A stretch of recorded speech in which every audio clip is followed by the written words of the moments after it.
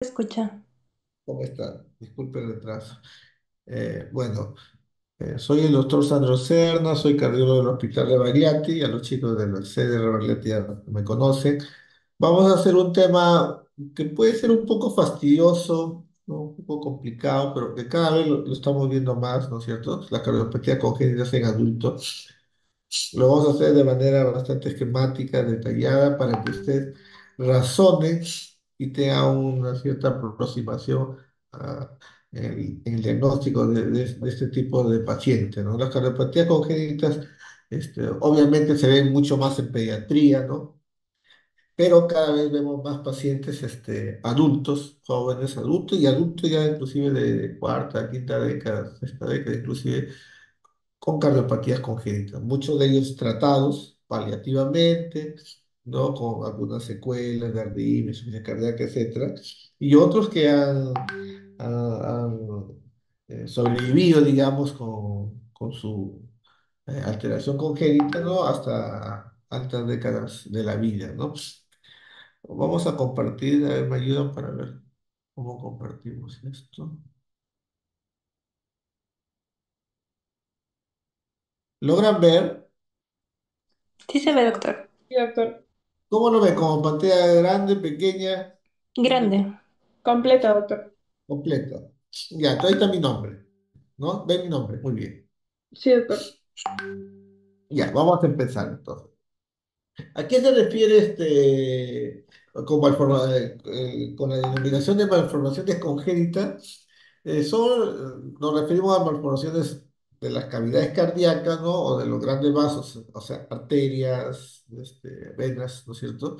Que están presentes al momento de nacer, al nacimiento, nuestras malformaciones, ¿no? Y que se han originado durante la gestación, generalmente en las primeras semanas de gestación, por algún factor que altera o detiene el desarrollo neurológico del sistema cardiovascular, ¿no?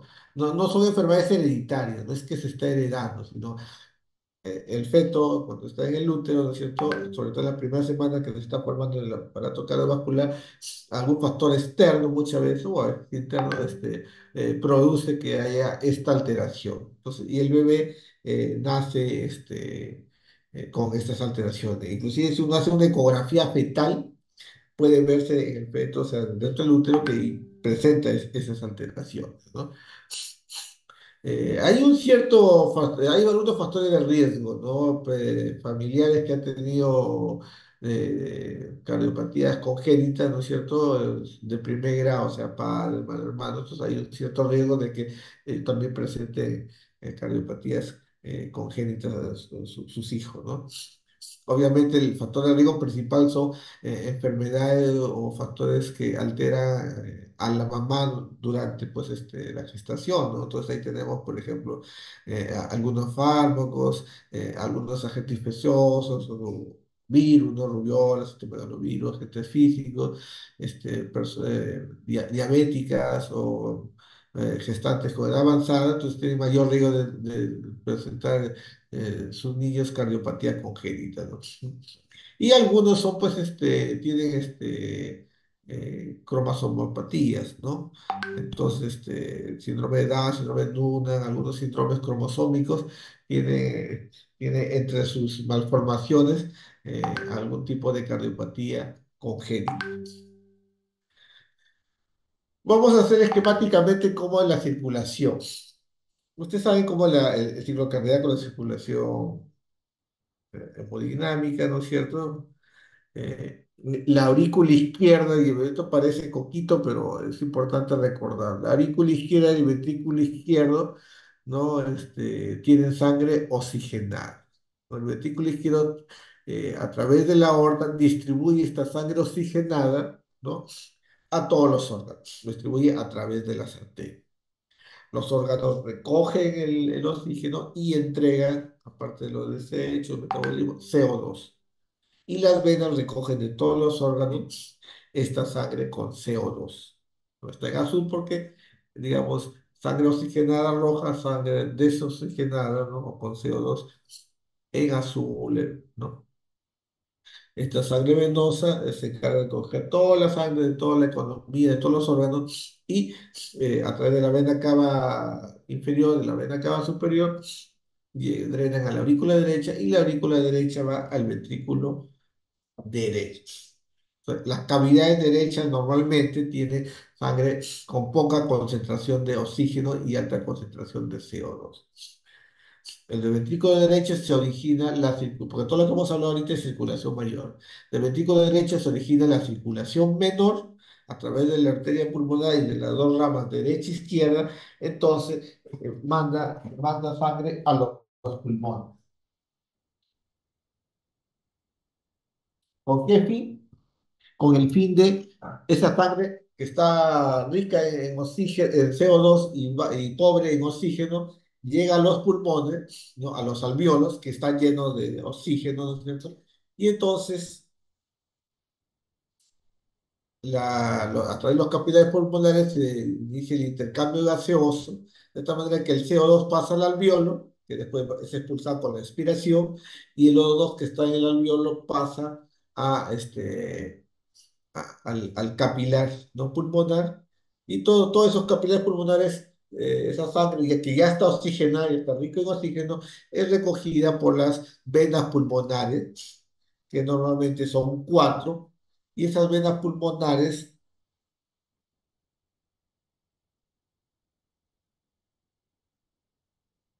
van a drenar, ¿dónde? Van a drenar en la aurícula izquierda.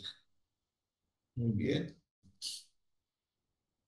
Y nuevamente se inicia ya sangre oxigenada. Entonces, la circulación mayor es sangre oxigenada que se entrega a los órganos y se regresa sangre desoxigenada que llega al ventrículo derecho. El ventrículo derecho inicia la circulación mayor y menor y oxigena la sangre. Eso en cuanto a al flujo de sangre, ¿no es cierto? Ahora vamos a ver un poco de las presiones, un resumen de la fisiología cardíaca, ¿no? Usted sabe que las presiones en el ventrículo izquierdo sistólica llega a 110, 120, 130, bueno, si es hipertenso, llega hasta la presión sistólica en aorta y en el brazo, ¿no? Y la diastólica es 0, 10, 5. Recuerden, la presión telediastólica del ventrículo izquierdo es cerca de 0, es 0, 5, 10 puede ser. Pregunta que muchas veces no saben. No confundan, las presiones en los ventrículos es diferente a la presión en la aorta. La presión sistólica del ventrículo izquierdo es igual a la presión sistólica, pero la diastólica se acerca a cero. Las presiones en las aurículas, tanto en la derecha como en la izquierda, también son cerca a cero, de 0 a 10. Un poquito más en la aurícula izquierda, un poco menos en la aurícula derecha. Y la presión diastólica, sistólica en el ventrículo derecho, digamos que es 25, máximo 30 las históricas. Recuerden que la circulación menor es a menor presión, ¿no? Por eso es que siempre vamos a ver que el ventrículo izquierdo es más grueso, digamos, las paredes son más gruesas porque trabaja con presiones mayores. Entonces, esta es la mecánica de flujo normal y las presiones que hay en las cavidades cardíacas. La presión la sistólica en la arteria pulmonar viene a ser igualito 25-30, igual que el BD, y la diastólica puede ser 10, 15, digamos, ¿no? Ahí la he puesto 8. Esto es importante porque en las cardiopatías congénitas se puede alterar eso, se va a alterar eso. El ciclo cardíaco llega a la sangre a través de las venas cava superior, vena cava inferior, ¿a dónde?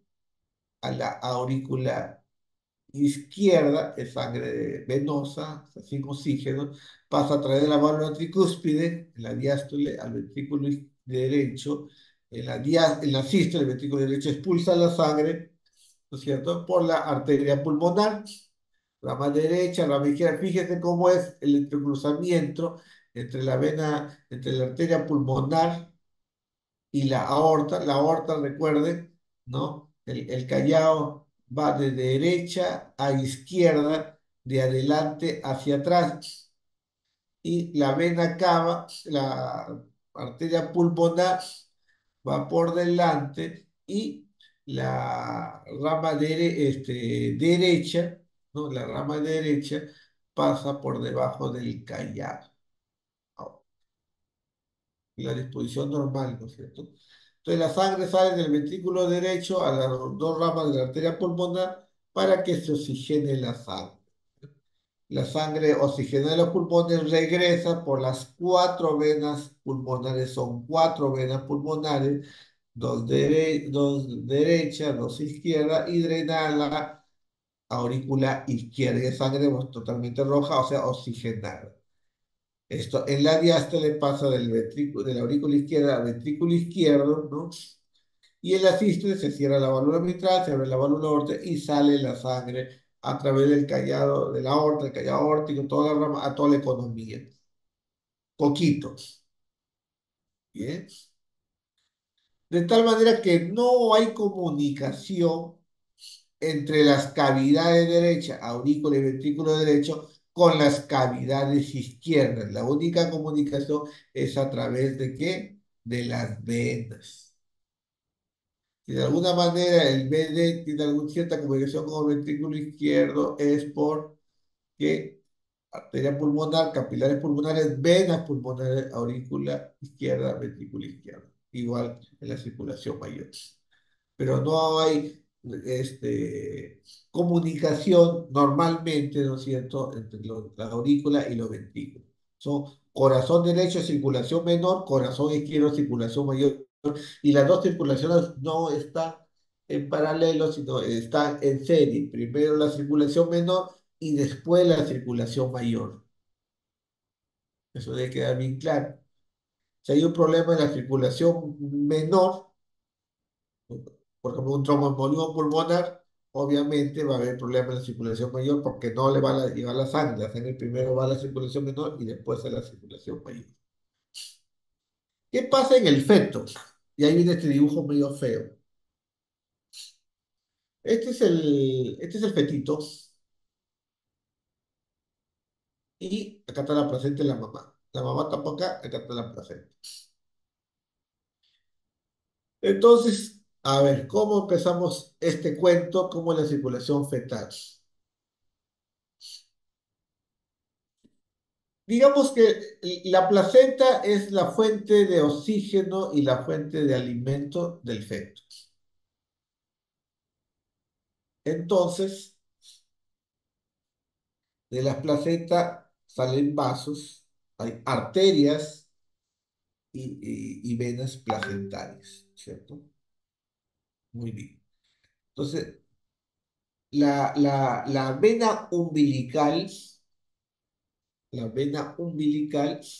¿no? Es la que recoge la sangre, ¿de dónde? De la placenta. Es una sangre que está oxigenada, es una sangre que tiene nutrientes y oxígeno. ¿Por qué se llama vena umbilical? Porque cuando nace el bebé, ¿no es cierto? El cordón umbilical, ¿no? Se, se corta, ¿no es cierto? Y forma el rezago del ombligo. Pero bueno, entonces la vena umbilical, entonces, lleva los nutrientes que la madre le aporta al feto, ¿no es cierto? Y esta vena umbilical va a drenar toda esta sangre bien oxigenada a la vena cava inferior, a la vena cava inferior. Pero antes, ¿no? La vena umbilical va a drenar en la vena cava inferior a través de un conducto que se llama el conducto venoso. Conducto venoso. La vena cava inferior del fetito es como la vena cava inferior de todos nosotros, trae sangre de la mitad digamos, del cuello para abajo, ¿no es cierto? Del tórax para abajo, de todos los órganos de la economía. Y como toda vena cava inferior, trae sangre pobre en oxígeno, pobre nutrientes, tiene desechos y tiene alto contenido de CO2, poco contenido de oxígeno.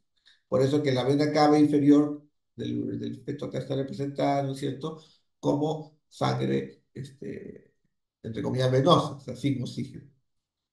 Pero pasando ya el hígado a través del conducto venoso, ¿no? A través del conducto venoso, le llega el oxígeno proveniente de la madre. Entonces, esta vena cava inferior ya pasando el hígado es una mezcla entre la sangre venosa de su propio cuerpo y la sangre llena de oxígeno de la madre, que viene de la placenta. Esto drena, como toda vena cava inferior, en la aurícula derecha. En la aurícula derecha también drena la vena cava inferior, la superior. Se drena las dos venas cava. Pero la vena cava superior sí tiene sangre totalmente, ¿qué cosa? Pobre en oxígeno, sangre venosa que le dice. ¿Por qué? Porque acá no le está llegando sangre de la placenta. Muy bien. Esta sangre oxigenada por la sangre, por el oxígeno materno, digamos, entra, ¿no es cierto?, a la vena cava, a la aurícula derecha, y como ve acá, por una disposición anatómica, y debido a que hay una comunicación entre aurícula derecha y aurícula izquierda, que viene a ser el foramen oval, el foramen oval está permeable, esta sangre oxigenada va de frente a dónde?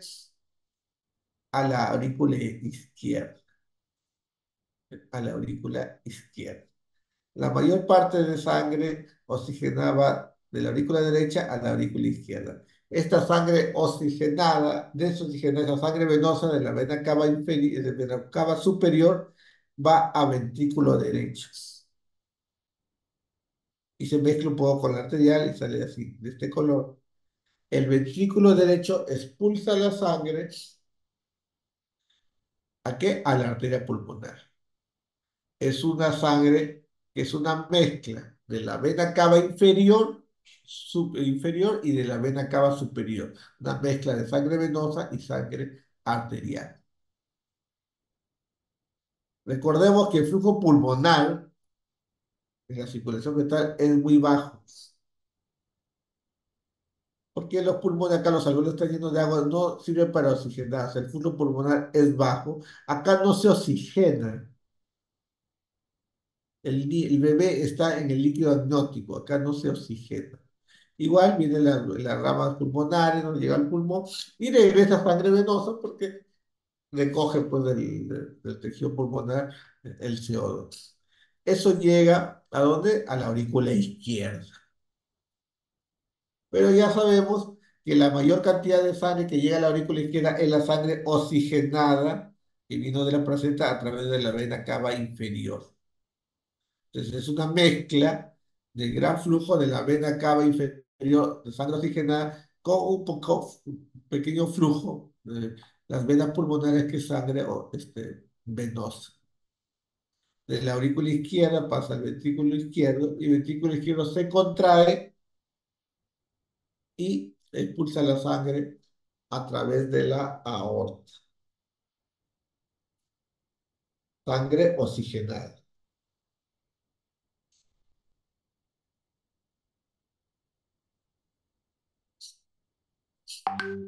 Esta sangre oxigenada irriga, recuerden, viene la aorta ascendente, ¿no es cierto? Tronco brachiocefálico, carótida izquierda, subclavia izquierda, ¿no? Sangre totalmente oxigenada.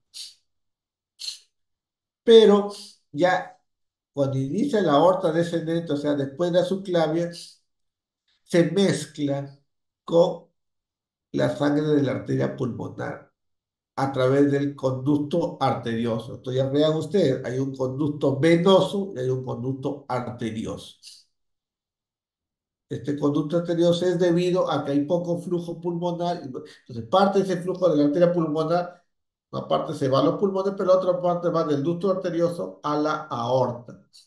De tal manera que la parte inferior del cuerpo, o sea, a partir, digamos, del tórax, ¿no es cierto? Es una sangre mezclada entre la sangre oxigenada, que está en el ventrículo izquierdo, y la sangre a través del ducto arterioso, ¿no? O conducto arterioso, ¿no es cierto? De tal manera que es una sangre no tan rica en oxígeno, pero sí tiene una buena concentración de oxígeno. La parte del feto que recibe más concentración de oxígeno es la parte cerebral. La aorta se comporta como cualquier aporto de nosotros, ¿no es cierto? Y distribuye la sangre, ¿no es cierto?, a todos los órganos. Y es recogida por los capilares y vena cava inferior, etcétera, etcétera. Entonces, tenemos tres estructuras en el feto que no las tenemos nosotros. El conducto venoso, que permite que la sangre de la placenta vaya a la vena cava inferior. Tenemos un foramen oval permeable o una especie de comunicación interauricular que permite que esa sangre oxigenada vaya al lado izquierdo para que oxigene. Y tenemos un conducto arterioso que permite que el flujo vaya de la arteria pulmonar a la aorta, ¿no es cierto?, para que no haya tanto flujo pulmonar porque no es necesario. Estas estructuras en algún momento tienen que desaparecer cuando nacemos. Estas estructuras son importantísimas para que el feto tenga su crecimiento y su metabolismo normal. Parte de los capilares, ¿no es cierto? Parte de los capilares también, ¿no es cierto? Este, parte de la sangre que va de aorta va por las arterias umbilicales, ¿no es cierto? Y va a dónde, ¿no? Al cordón umbilical, al cordón umbilical. Acá las arterias umbilicales se comportan como si fueran venas y más bien la vena umbilical se comporta como si fuera arteria, ¿sí? Porque esto viene de la circulación de la pata. Esto es lo mismo, es exactamente lo mismo. Bien. Entonces, ¿cuál es la diferencia entre la circulación fetal y la circulación ya del recién nacido? Lo importante, el intercambio gaseoso, o sea, dónde es que la sangre se oxigena, ¿no? Es en la placenta. La sangre se oxigena en la placenta. En cambio, cuando el bebé nace y llora, ¿no? Entra aire en el pulmón, se expande el pulmón, pues a veces lo dice, hay que hacerlo llorar, ¿no? Y entonces aumenta el oxígeno, ¿no?, en los alveolos. Ese aumento del oxígeno produce, ¿qué cosa? Vasodilatación a nivel pulmonar. Recuerden que la circulación menor, la alta concentración de oxígeno produce vasodilatación. En la circulación mayor, la baja concentración de oxígeno produce vasodilatación. Un músculo que está trabajando tiene poco oxígeno, le falta oxígeno, hay poco oxígeno, se vasodilata la arteria para darle oxígeno. En el pulmón no. En el pulmón, en el alveolo que hay poco oxígeno, más bien produce vasoconstricción. Bueno, entonces el bebé respira, no se llenan los alvéolos de aire, ¿no? Y eso aumenta el PO2 y se produce vasodilatación. Y a partir de ese momento, ¿cómo se llama? El intercambio gaseoso se produce ya en el pulmón.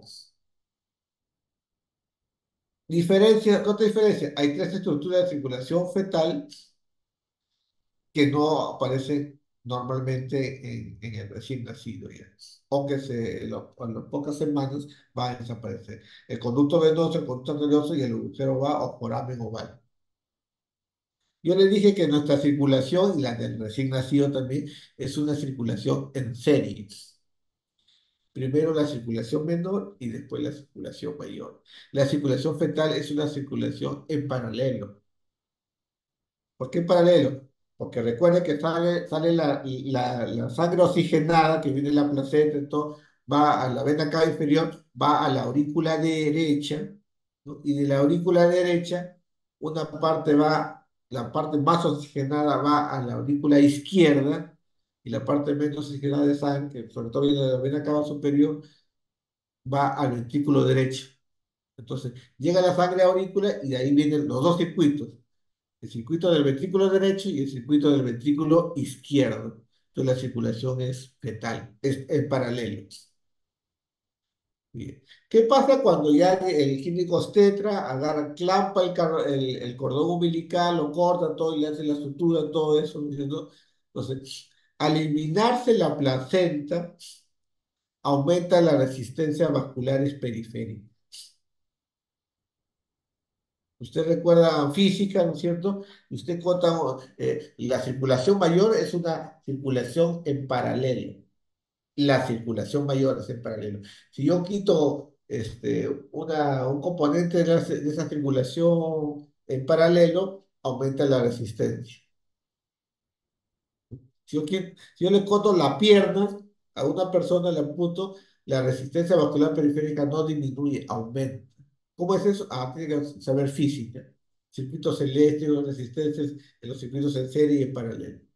Entonces, cuando yo elimino la placenta, aumento la resistencia, porque estoy quitando un lecho vascular, entonces la resistencia vascular periférica aumenta.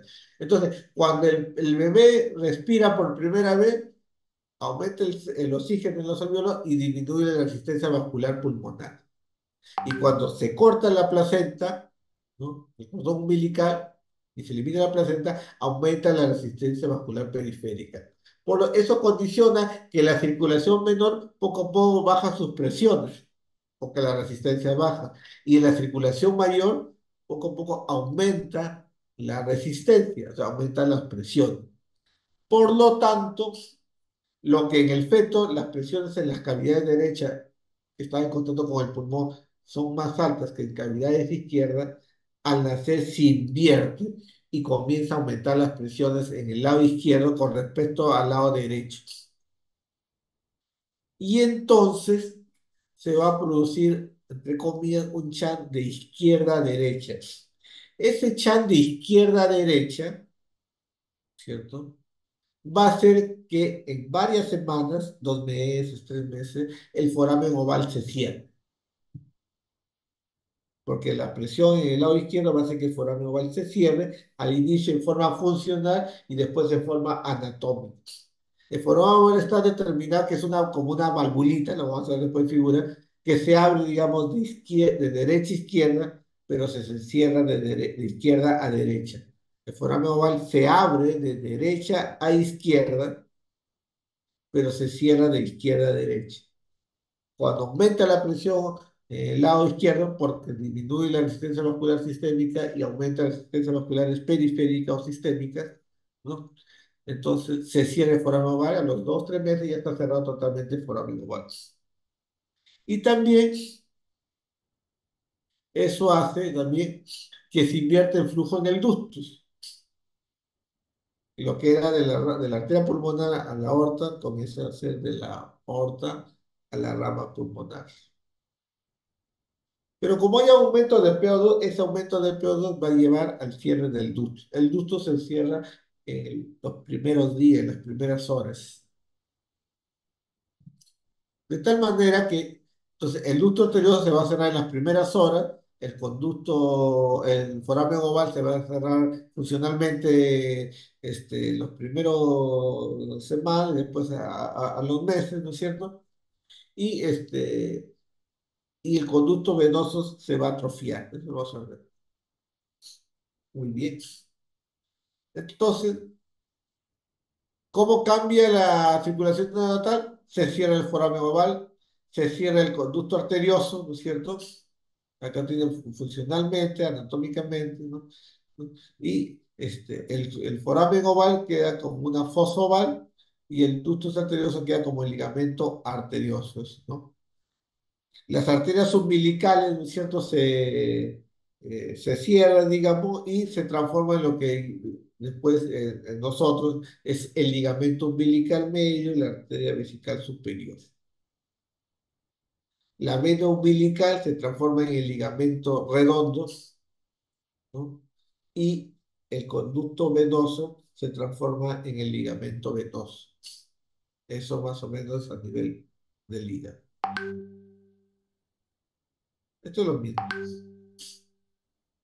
mismo que acabamos de decir. Muy bien. Y entonces eso es lo normal, lo que normalmente ocurre. Y ahora vamos a ver en sí las cardiopatías congénitas. Las cardiopatías congénitas se dividen básicamente de dos tipos, las asianóticas y las cianóticas. Las asianóticas quiere decir que no hay mezcla de sangre arterial y sangre venosa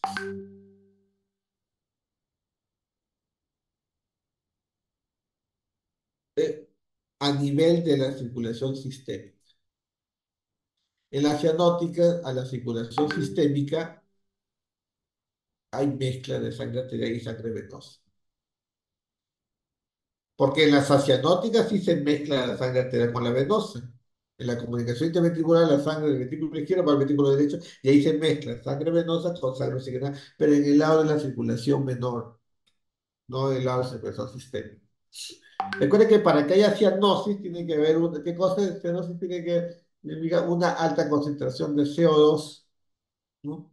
A nivel periférico, de los dedos, de la mucosa de los labios, todo eso, ¿no? Es de circulación sistémica, periférica.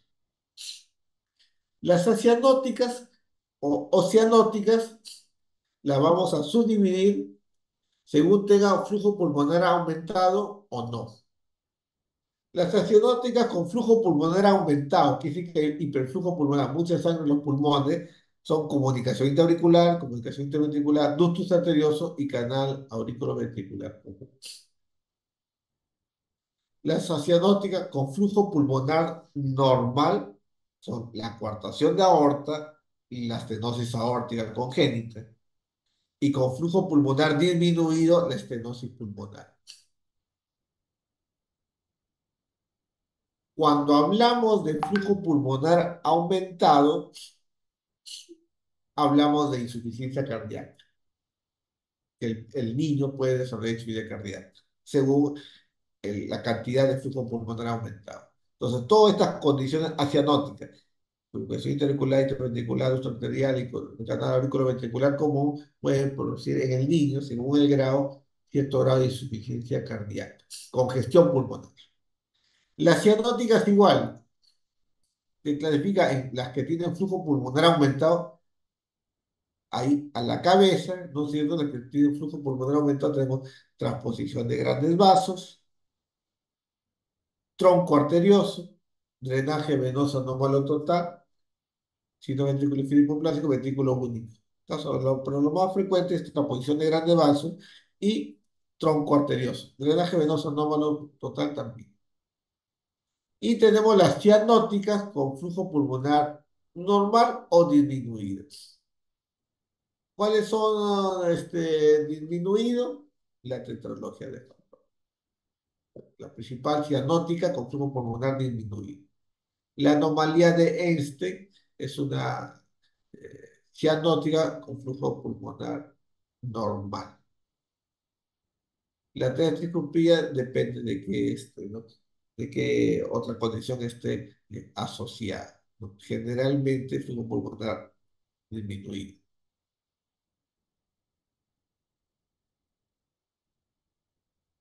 Este es lo mismo, la cianótica, flujo pulmonar aumentado, y tenemos CIA, CIB y ductus. Aquí falta el canal AB común. Y la de flujo pulmonar normal o disminuido, tenemos estenosis pulmonar, donde está disminuido el flujo pulmonar, la coartación de aorta o la estenosis aórtica congénita, estenosis aórtica bicúspide, válvula aórtica bicúspide o estenosis aórtica congénita. Pero acá hay una otra subclasificación, las que hacen crecimiento del ventrículo derecho, las que hacen crecimiento del ventrículo izquierdo, hipertrofia del ventrículo derecho, hipertrofia del ventrículo izquierdo. La estenosis pulmonar hace, obviamente, hipertrofia ventricular derecha porque la válvula está cerrada y el ventrículo derecho tiene que hacer mucho trabajo. Entonces, hay hipertrofia ventricular derecha. En cambio, la coartación de aorta o la estenosis aórtica le da mucha carga al ventrículo izquierdo y tenemos hipertrofia ventricular izquierda.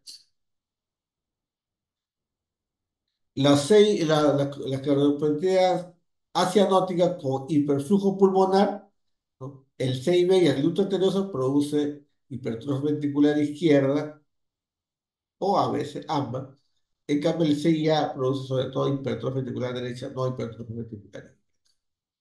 Entonces, usted le escucha el soplo, le escucha el esto, ve si es cianótico o no es cianótico, ausculta pulmones o ve una placa y con el electro y rápidamente usted puede tratar de hacer un diagnóstico bastante aproximado hasta que le haga la ecografía, porque con la ecografía se hace el diagnóstico definitivo, el ecocardiograma. Pero ya sabe que tiene un soplo de recién nacido, que no está cianótico, ¿no? Le escucha los pulmoncitos, está con hiperflujo, ve el electro y según eso agarra, ah, ya, esto parece que es un CIB, parece que es una estenosis aórtica, etcétera, etcétera. La cianótica igualito, ya dijimos, con flujo pulmonar normal o disminuido, tenemos la de flujo disminuido, Fallot y Einstein, y la de flujo normal, atrofia tricuspidia, ¿no? Pero en el Fallot y en el hay hipertrofia ventricular derecha. En la atrofia tricuspidia más bien hay hipertrofia ventricular izquierda. Las que tienen hiperflujo pulmonar, tienen esa hipertrofia ventricular derecha, la transposición de grandes vasos y el drenaje venoso anómalo pulmonar. Y quienes hacen hipertrofia ventricular izquierda, sobre todo el tronco arterioso. Muy bien. ¿Cuándo pensamos que un adulto tiene cardiopatía congénita? Cuando oculta unos soplos y es joven, es un adulto joven, ¿no es cierto? Sí, de adultez, ¿no es cierto? O escucha que el soplo tiene una característica que le sugiere que puede ser una cardiopatía congénita. Bueno, escucha un soplo, pero es el ferrocarril continuo, dice, ah, esto puede ser un ducto. ¿Qué otro signo para decir que este paciente puede tener, un adulto puede tener cardiopatía congénita si tiene cianosis hipocreatismo digital? Y ahí tenemos que descartar que no tenga una enfermedad pulmonar, obviamente. Si hay bloqueo de rama derecha con soplo, también hay que descartar que no tiene una cardiopatía congénita. Muy bien. Entonces,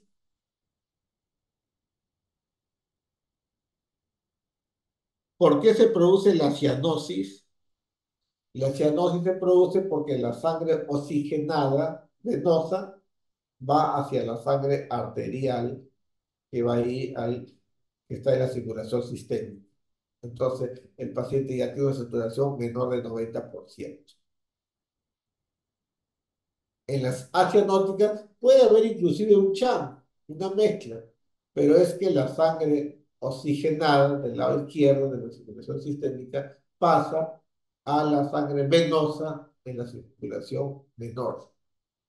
En estos casos, la circulación mayor va a tener una oxigenación normal y la saturación es normal, más de 90, 22, 23%. En la cenótica es tipo pitufo. Esto es lo que vamos a desarrollar más o menos rápido. ¿Cuál es la cardiopatía congénita más frecuente? CIB. A la cabeza, CIB. Obviamente las cardiopatías congénitas acianóticas son más frecuentes que las cianóticas. ¿Cuál es la cardiopatía congénita cianótica más frecuente? En el adulto, estamos hablando todo en el adulto, en la tetralogía de Fallot. Comunicación interventricular. Esto es lo normal, ya sabemos, pero si hay un hueco a la hora que se está formando el tabique entre los dos ventrículos, ¿no? En la embriogénesis del corazón, queda un hueco, no se cierra, el tabique no está completo, entonces se produce una gradiente de presión entre el ventrículo izquierdo y el ventrículo derecho. Como la presión del ventrículo izquierdo es mayor que la presión del ventrículo izquierdo derecho, entonces se produce un shock de izquierda a derecha. Puede ser que el fetito tenga su CIB, o sea, siendo feto en el útero tiene el CIB. En ese momento en el CIB la sangre va a ir de izquierda a derecha, de derecha a izquierda, porque la presión en el BD es más. Pero una vez que nace y se produce lo que ya hemos dicho, la presión en el lado izquierdo aumenta y la presión del lado derecho disminuye y se produce. De esta manera que la sangre va del ventrículo izquierdo al ventrículo derecho y el ventrículo derecho bota toda esa sangre que le viene tanto de la aurícula derecha como del ventrículo izquierdo, lo bota a los pulmones. Por lo tanto, el ventrículo derecho se dilata o se endurece. Ese hiperflujo pulmonar va a los pulmones y hay congestión pulmonar. Ese- esa alta cantidad de sangre en los pulmones regresa por las venas pulmonares a la aurícula izquierda y la aurícula izquierda crece también y el ventrículo izquierdo también crece. Por eso que en el CIB, sobre todo, hay hipertrofia del ventrículo izquierdo. Pueden ver de los dos, ¿no? Pero más que nada el ventrículo izquierdo lo vemos. Estos bebitos con congestión pulmonar le da su sobita, o sea, es como su broncoespasmo, ¿no es cierto? Porque hay mucha sangre en los pulmones y tiene la estancia entrecortada. ¿Por qué? Porque el bebé lo único que hace, la única actividad física que hace el bebé es lactar o llorar. Entonces, cuando late su ejercicio, y como todo paciente con insuficiencia cardíaca, al hacer ejercicio le da más disney, tiene que parar. Entonces, hay un chavo cortocircuito de izquierda a derecha que se produce en sístole, en diástole no, porque en diástole las presiones son similares, ¿no es cierto? El CIB puede ser pequeño, 0,5 centímetros cuadrados, o puede ser grande. Mientras más pequeño sea el CIB, más fuerte es el soplo. Mientras más grande es el CIB, más pequeño es el soplo. Entonces, usted, un CIB, usted le escucha un soplo bien, bien, bien, de alta intensidad, usted dice, ah, su huequito debe ser bien pequeñito, su defecto. ¿No? Muy bien, entonces los huequitos o el defecto de la comunicación ventricular puede ser pequeño, mediano o grande, comparado con el anterior. Ahora, el CIB se va a clasificar según la localización. Si es a la mitad del tabique interventricular, ese básicamente es puro miocardio, puro tejido muscular, es el CIB muscular, pero si está cerca, de comida, a las válvulas, más bien es un CIB membranoso o perimembranoso. Los membranosos pueden ser del tracto de salida, o sea, cerca a aorta, del tracto de entrada, cerca de la válvula mitral, o perimembranos. Este es el tabique, ¿no es cierto?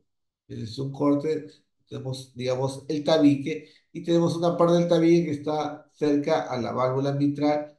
Esta es la parte el tabique del tracto de entrada, tenemos una parte del tabique que está cerca, ¿no? Al tracto de salida, ¿no es cierto? Y tenemos acá, todo esto es cerca a las válvulas, ¿no es cierto? Cerca a las válvulas. Estamos hablando acá, este es una válvula atrioventricular. Si lo vemos del lado derecho, ventrículo derecho. Si lo vemos entonces, del lado derecho, la arteria pulmonar. Toda esta parte viene a ser ¿qué cosa? El tabique membranoso, y que la localización de la comunicación interventricular membranosa, perimembranosa. Este si lo vemos desde el punto de vista del lado izquierdo, ¿no es cierto? ¿No? Entonces tenemos el tracto de salida, el tracto de entrada, ¿no es cierto? Y el tabique perimembranoso. Todo lo demás es muscular, sí, es muscular. Bueno, eso ya lo que ya lo dijimos, este es el tabique. Cuando es acá central, es muscular. Cuando es acá del tracto de entrada, es membranoso. Cuando es acá del tracto de salida, membranoso.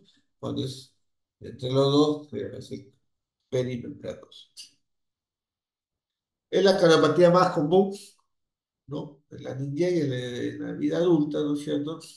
Recordemos que el ventrículo izquierdo es para el primer mes, digamos, ¿no es cierto? Y el 20% son CIB aislados nomás y hay un 50% que se asocia a otra cardiopatía, ¿no? Esa es la incidencia. Cuando son pequeños, el 25% de los CIB se cierran a los 2 años y antes de la adolescencia ya se cierran casi todos los CIB pequeños. Las manifestaciones clínicas, bueno, la mayoría son asintomáticos, ¿no es cierto? pero uno le oculta el soplo, ¿no? El soplo. Y ya le digo, mientras más intenso es, el huequito es más pequeño, ¿no? El agradecimiento era va a ser normal o de repente una leve cardiomegalia, ¿no es cierto? Y a nivel pulmonar va a haber hiperflujo, ¿no es cierto? No, si la comunicación ventricular es grande, el flujo pulmonar incrementado es demasiado, ¿no es cierto? Y se produce signo de insuficiencia cardíaca. Y los soplos, como ya le dije, va a ser menos intenso si el CIB es grande. Le hago un electrocardiograma y ahí puede haber hipertrofia ventricular derecha, pero también acá hay un error de hipertrofia de ventrículo izquierdo, sobre todo. Hipertrofia de ventrículo izquierdo. Me refiero a hiperflujo pulmonar, ¿cierto? En la ecografía ahí vemos el hueco, obviamente, y algunos pacientes, sobre todo antes de la supervisión, se les puede sacar trigo. ¿Qué cosa hay? Hipertrofia ventricular izquierda. ¿No? Puede haber hipertrofia derecha ya, pero sobre todo hipertrofia ventricular izquierda y también crecimiento de auricular izquierda. ¿Qué otra radiografía? Congestión pulmonar, y fíjense, ¿no? Este es el arco medio, la aurícula izquierda está dilatada, la doble silueta, aurícula derecha, aurícula izquierda, el crecimiento de aurícula izquierda, y el ventrículo izquierdo su punta está hacia abajo, ¿no? Y un poco hacia la pared costal, o sea, crecimiento del ventrículo izquierdo, dilatación, pero excéntrico. Efecto poco. En una eco vemos el huequito,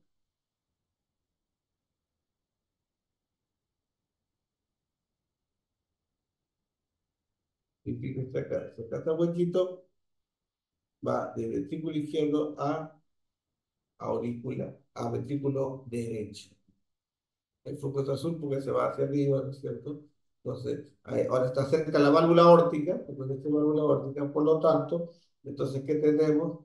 Tenemos una comunicación intraventricular probablemente perimembranosa, ¿no? Soy membranos. Cuando es a la mitad del tabique, no por acá que está la aorta, sino al tercio medio, eso es un CB muscular. Los CB pequeños no se hace, no se hace nada, no es quirúrgico, nada. Van a soplar alto, pero no se hace nada. Los CB grandes, ¿no es cierto? Ahí sí, en la eco nosotros podemos medir qué tan importante y repercusión hemodinámica causa, ¿no? Entonces, si son grandes, sí pueden producir insuficiencia cardíaca, hay que tratar la insuficiencia cardíaca, ¿no es cierto? ¿No? Y cerrarlo para que no haya crecimiento ventricular izquierdo, insuficiencia cardíaca y que comience a dilatar, ¿no? Y hay que tener en cuenta que los 6B se pueden producir endocarditis, tanto los pequeños como los grandes. Entonces, la profilaxis, ya que usted ya sabe, es una clase de endocarditis. Cuando son grandes, se puede cerrar quirúrgicamente.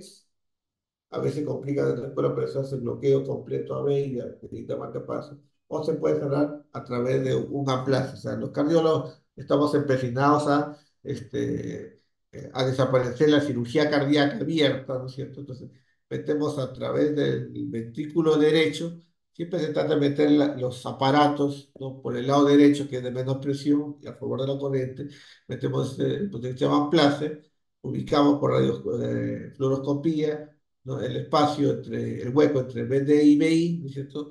Función de la clase, y de ahí extendemos, ¿qué cosa? Extendemos el paraguas. Una vez que tenemos el paraguas, lo vamos retirando y obviamente, al retirarse esto se acopla, ¿no es cierto? Acopla a la pared que rodea el defecto, ¿no es cierto? Y fíjense, ¿no? Al final uno sale y esto se queda dentro del corazón, lo que ocluye el hueco del cerebro, sin necesidad de cortar a la persona. El éxito es muy alto, 90%, ¿no es cierto? ¿No? Puede quedar un CIB residual, ¿no es cierto? Puede quedar un CIB residual. El éxito inmediato es 40%, pero poco a poco el CIB residual va desapareciendo. Comunicación interauricular. Es un defecto en el tabique interauricular. Nuevamente la figurita. Acá el hueco está entre aurícula izquierda y aurícula derecha, por lo tanto, hay más presión en la aurícula izquierda, va a la aurícula derecha. Eso el flujo de la aurícula derecha, es de que se dilata la aurícula derecha, eso va al ventrículo derecho, también se va a dilatar, y todo eso va a los pulmones y hay congestión pulmonar. Toda esa congestión pulmonar va a dónde? Va al lado izquierdo, que también se dilata, y al ventrículo izquierdo, que también se dilata. Muy bien. Así se forma el septo interauricular, ¿no? Recuerden en embriología, ¿no? Primero hay un septum premium, ¿no? Que es en forma de media luna, forma de media luna, ¿no? Que al final este septum es un tabique que eh, separa las dos aurículas, pero siempre deja un hueco en el tercio inferior, que viene a ser el ostium primum. Siempre hay un hueco conforme ya el tabique ya cierra la mayor parte del espacio entre las dos aurículas, se produce una este, fagocitosis, una este, necrosis en este tabique, ¿no? Y se comienza a formar el ostium secundum. El ostium secundum. ¿Qué va a hacer? Este ostium secundum va a venir a ser parte del foramen oval. El ostium primo va creciendo, siempre deja acá un huequito acá, ¿no es cierto? Que es el ostium primo, ¿no es cierto? Y después se va produciendo, ¿qué cosa? La vacuolización. La vacuolización. Recuerde,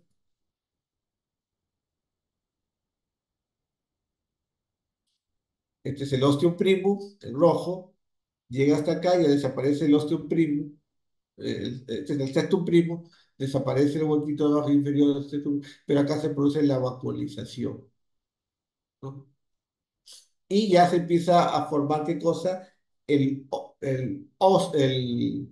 septum secundum, ¿no? El segundo tabique. Ese segundo tabique, ¿no es cierto? ¿No? Deja qué cosa? Deja acá un hueco, digamos. Ese hueco está tapizado por parte del otro primo. El otro primo, recuerda que acá se va alcoholizado, esto va desapareciendo, pero queda esto así. Entonces tenemos que el tabique intraauricular queda formado en su gran mayoría por el septum segundo, pero también por el septum primo. Y se forma una especie de válvula, que no sé si se va a crear, una especie de válvula. Cuando viene la sangre de la vena cava inferior, entra acá y esto empuja y se produce el foramen oval. Cuando del lado derecho e izquierdo no va a ocurrir eso, no va a ocurrir eso. ¿Por qué? No, porque esto funciona con una válvula. Una vez que este centro acá no puede ir para acá. Eso sí es empujado.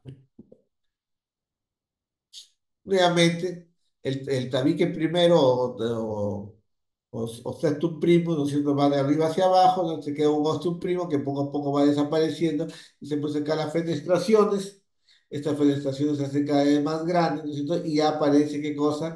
El segundo tabique. El segundo tabique es el tabique segundo, ¿no? Este, segundo, ¿no? Y esto deja un hueco, ¿no? Que es lo que deja acá, y eso viene a ser el foramen oval permeable, que permite que la sangre va de aurícula derecha a aurícula izquierda.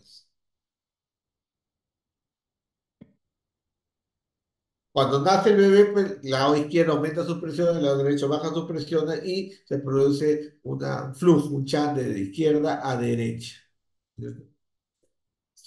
Y esto es a baja presión, así que esto no sopla. Porque cuando usted escucha el soplo, escucha el soplo porque hay flujo de alta velocidad. Entre aurícula derecha y aurícula izquierda, los flujos son de 12 a 8, es poco, no sopla. Pero este hiperflujo va a aurícula derecha, y la aurícula derecha recibe sangre de las venas cavas, pero también a aurícula izquierda, y esta cantidad de sangre aumentada va al el ventrículo derecho bota esta cantidad de sangre aumentada al ventrículo, a los pulmones, y ahí sí puede haber un soplo sistólico, pero pulmonar, ¿no? Debido a hiperflujo pulmonar. Igualito, puede ser pequeña, no pequeña, ¿no es cierto? Y hay sobrecarga del lado derecho, ¿no? Sí. Los CIA son también de cuatro tipos. El más común es el tipo, el CIA, como dicen el gran tipo, osteosecundo, ¿no? Que es el hueco que todavía permanece, donde está el foramen oval. Es la gran mayoría. Está acá en el centro. El tipo seno venoso es el que está, ¿no? ¿Dónde está el tipo cerca de la desembocadura de las venas cavas, ya sea superior o inferior?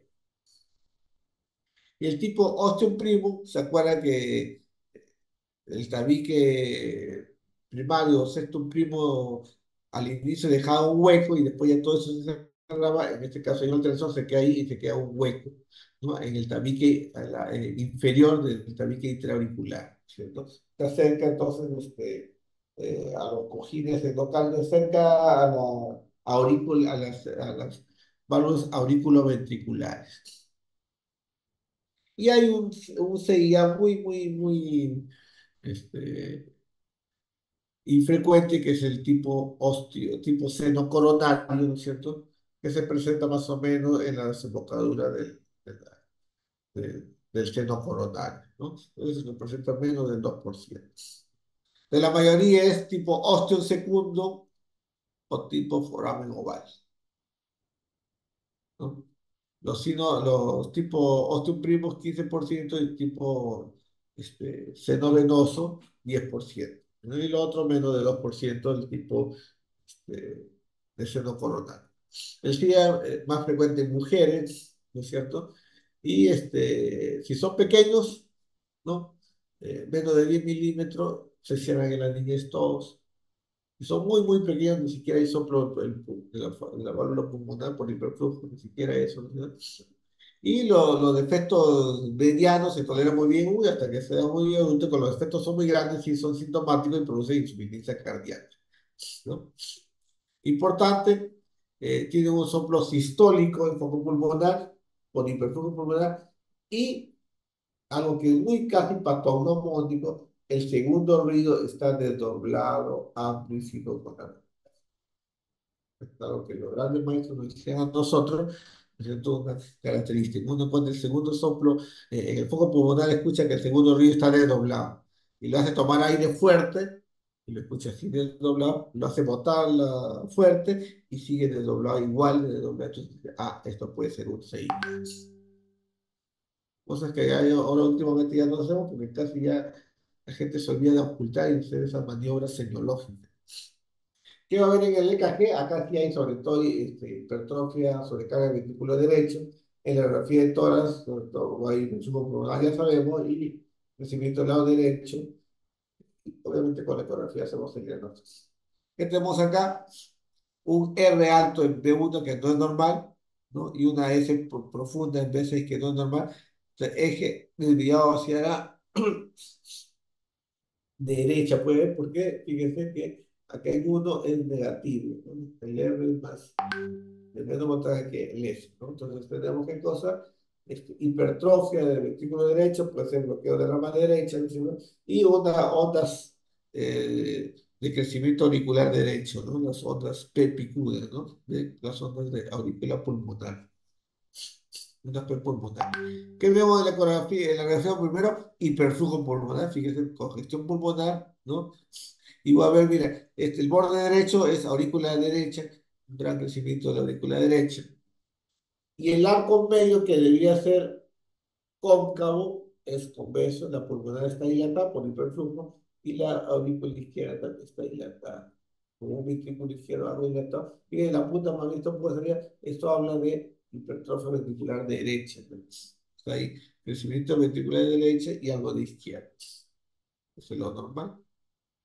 BD, ¿por qué? Porque la punta está subida, la punta debe ser hacia abajo. Aurícula izquierda, tronco de la arteria pulmonar, ¿no? Congestión pulmonar. Y en el eco yo veo el hueco, pues entre aurícula derecha y aurícula izquierda.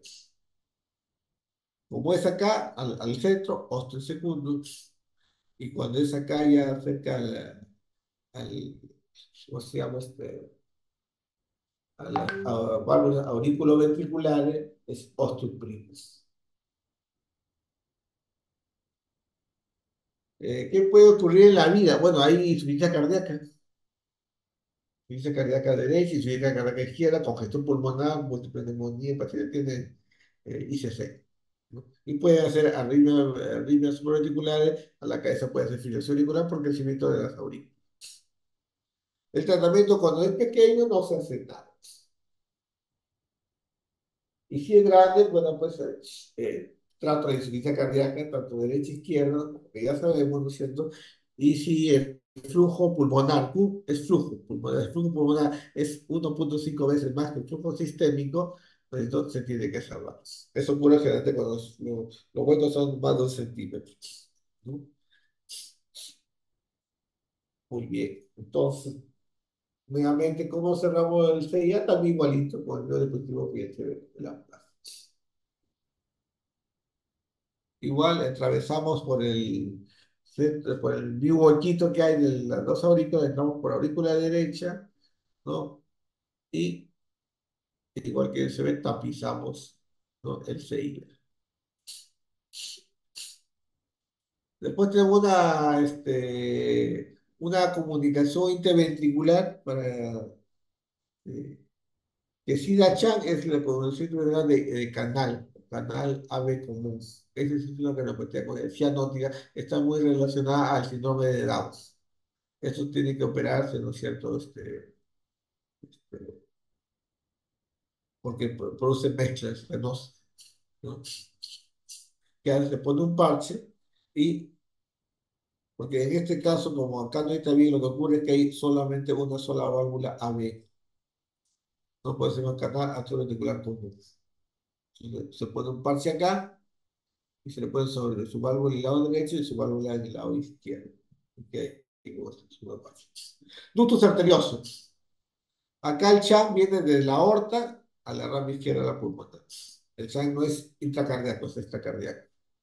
Hay congestión pulmonar igualito, el retorno venoso aumenta, hay crecimiento auricular izquierda, crecimiento ventricular izquierda, pero no hay crecimiento de cavidad derecha, porque a la cavidad derecha no le llega bastante sangre para nada. En el 6A sí llega sangre, en el 6B sí llega el lústulo le llega a la arteria pulmonar ya después de esto. Esto no se sigue hiperflujo.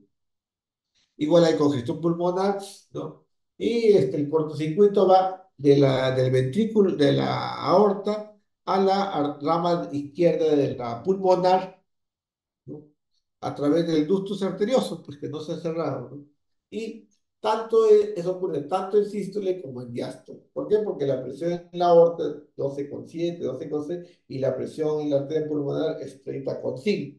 Por lo tanto, tanto en sístole como en diástole hay gradiente, y entonces el chan es sistodiastólico y tenemos un flujo continuo, como se dice en ferrocarriles. ¿Dónde está el ducto arterioso? El ducto arterioso está después de la subclavia, ¿cierto? Después de la subclavia. Este 10% de todas las cardiopatía congénitas normalmente se cierra fisiológicamente a los pocos días y antes del medio está cerrado totalmente y entonces ya queda como un ligamento arterioso, ¿no? Cuando es grande, ¿no es cierto? Ese ducto tiene que cerrarse, ¿no?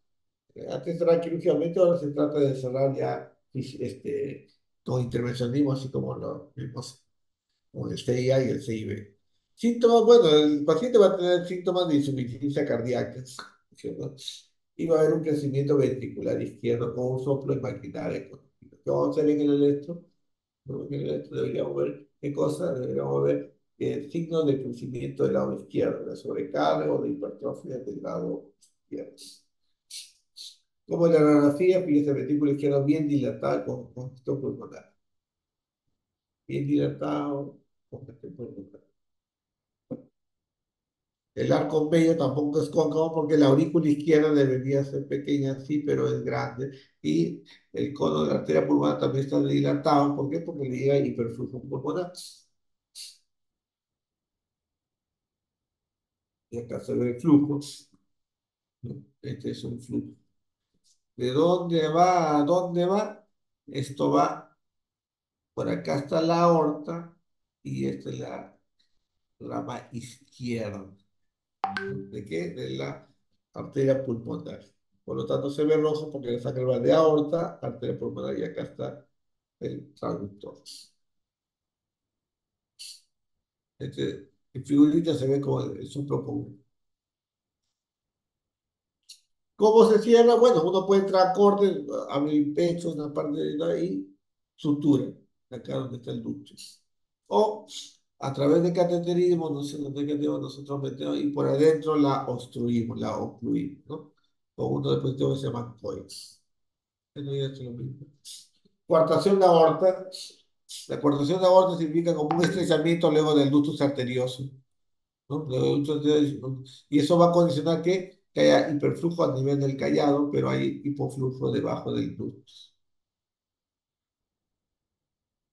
¿Qué ocurre en la coartación de aorta? Ahí está bien cerrado y por lo tanto aumenta la resistencia y por lo tanto antes de eso aumenta el flujo sanguíneo, ¿no es cierto? Y aumenta las presiones en la aorta antes del ductus, ¿no es cierto? Y en, este, en el ventrículo izquierdo, ¿no?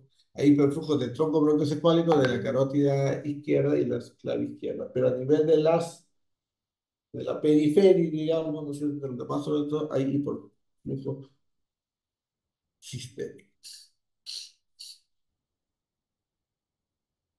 A nivel pulmonar no hay mayor variación, ¿no? Salvo que ya el paciente haga falla del ventrículo izquierdo, hay falla del ventrículo izquierdo con falla de la aurícula izquierda, sí puede haber aumento de presión de la aurícula izquierda y eso puede hacer que haya presión capilar incrementada.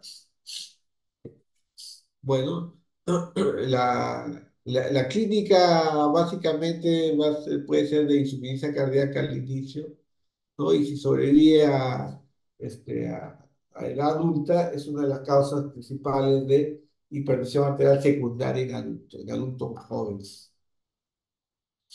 Esta es la coartación de aorta debajo de la subclavia, ¿no es cierto? Más frecuente en hombres y es una causa de hipertensión arterial en adultos. El soplo es como si fuera un soplo de estenosis aórtica, un soplo sistólico, a veces está asociado con válvula aórtica bicuspide. Un soplo básicamente en sístole. Con la coartación severa inclusive puede haber soplo de diástole.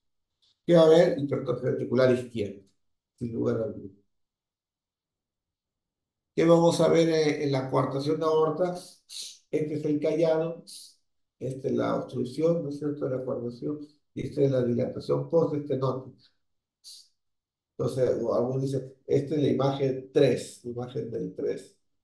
¿Ve? El arco superior que es el canal aórtico y el arco inferior que es la aurícula y el ventrículo izquierdo, signo del 3. Como hay hiperflujos, ¿no? Debajo de la coartación, ¿no es cierto? Las arterias intercostales se vuelven con bastante influjo y pueden, entre comillas, verse como si estuvieran leyendo la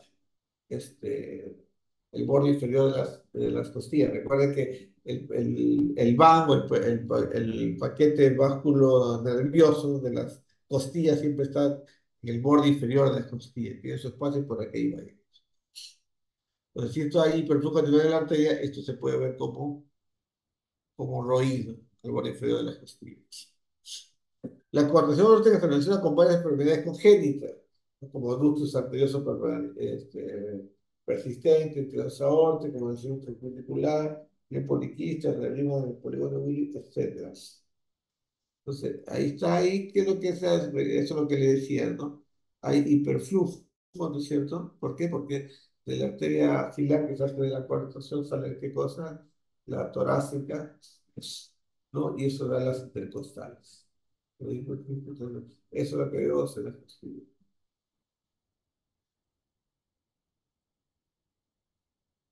Eso en imágenes, fíjense cómo se ve la coartación.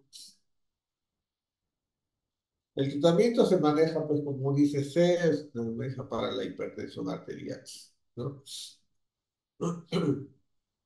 Cuando se opera la coartación alta a mayor edad, más de 40 años, la sobrevida de 15 años es solamente 50%, porque ya el ventrículo izquierdo tiene ya sobrecarga y falla ventricular. Esto cuando uno hace sutura, o sea, uno corta y lo une los cabos, ¿no es cierto? Entonces, que no obstrucción. Y por el intervencionismo, el cardiólogo puede entrar también por este, a través de cateterismo, ¿no es cierto? Y colocar acá un stent y ocluir, no, poner un stent, balonear y abrir. ¿No? ¿Y abrir qué? Abrir esa coartación, esta estrecha. Estenosis pulmonar también es una cardiopatía acianótica, ¿no? Y acá el problema que es que la válvula pulmonar está cerrada, entonces, la presión en el VD está bastante aumentada, incrementada, entonces hay hipertrofia ventricular derecha y crecimiento auricular derecha. En este caso no hay hiperflujo pulmonar, porque es la válvula pulmonar la que está cerrada. La estenosis pulmonar generalmente el 90% de los casos es estenosis valvular, pero hay estenosis subvalvulares y supravalvulares. Suena como un soplo de estenosis aórtica, pero en el lado pues, del foco pulmonar. Pero después es igual. Los pacientes que tienen estenosis pulmonar leve no tienen tratamiento, los que son estenosis pulmonar severa, que hacen vulvoplastía, ¿no es cierto? O se puede mandar a cirugía. En la estenosis pulmonar que veo, ya no hay hiperflujo pulmonar. Perfusio pulmonar. Y el tronco de la pulmonar sí está dilatado. ¿Por qué es eso? Porque la dilatación post-estenosis.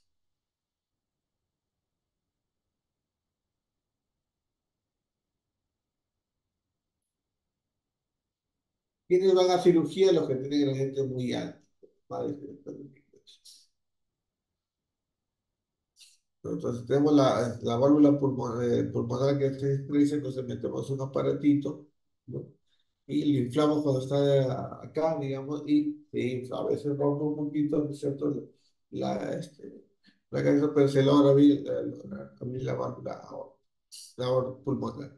La estenosis aórtica congénita, en la mayoría de los casos es por válvula bicúspide, ¿no es cierto? Y aquí más bien la extensión, ¿dónde está? En el ventrículo izquierdo, acá. En el izquierdo. Va a haber hipertrofia acá. La válvula aórtica se hipertrofia, el ventrículo izquierdo y la aurícula izquierda va a crecer. ¿Qué va a haber? Sobrecarga del ventrículo izquierdo, crecimiento de cavidades derecha. Algo importante es que el paciente en los brazos tiene hipertensión pulmonar, que es causa de hipertensión arterial secundaria, pero debajo de la subclavia, o sea, debajo de la coartación, también hay, entre comillas, hipotensión por hipofusión a ese nivel. Muy bien, entonces la estenosis aortogénica básicamente es bicúspide en la mayoría de los casos, ¿sí? Y puede estar asociado a otras patologías. El soplo, ¿cómo viene a ser? Es un soplo de la estenosis aórtica, es un soplo sistólico, ¿no es cierto? Y se puede irradiar al cuello, cuando esto porque escucha el soplo ahí en el cuello. ¿Qué vamos a ver? Estenosis aórtica, hipertrofia ventricular izquierda.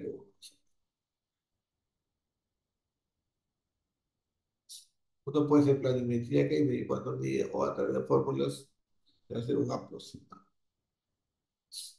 Esta es una válvula aorta, pero tiene bicúspide. Normalmente tiene que ser así. Y este caso tiene dos velos, ¿no? Anterior y posterior, una válvula aórtica bicúspide.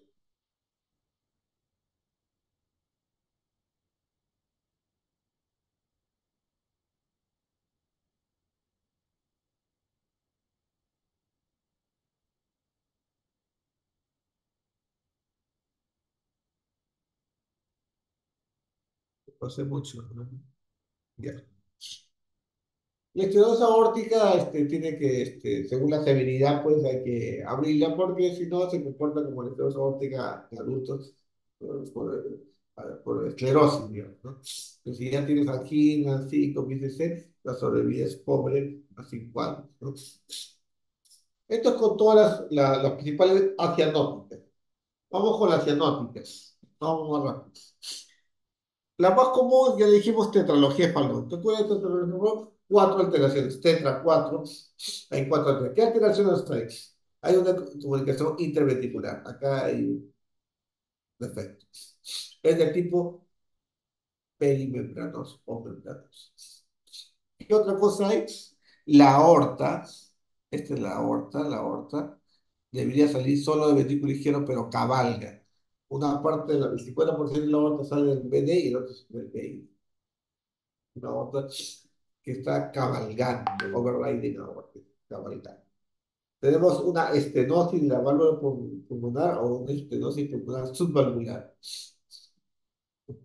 ¿Cuál es la pulmonar? La salida es la pulmonar, la pulmonar, ¿no? O sea, la salida ventrícula izquierda y tiene una estenosis. En este caso acá puede ser valvular, pero puede ser subvalvular.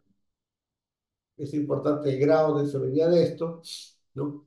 Pero vamos a ver por qué. ¿Y cuál es el siguiente hallazgo? El cuarto hallazgo, hipertrofia ventricular derecha. CIB membranoso, aorta cabalgando, estenosis pulmonar, o sea, valvular, subvalvular, y hipertrofia ventricular derecha. Pues que hay en el falón, como esto está cerrado, una estenosis pulmonar, se incrementan las presiones sacrales. Presenta la función en el BD, entonces la sangre ya va no va del BI al BD, sino del BD a el BI, y se produce la mezcla en la circulación mayor de sangre arterial con sangre venosa.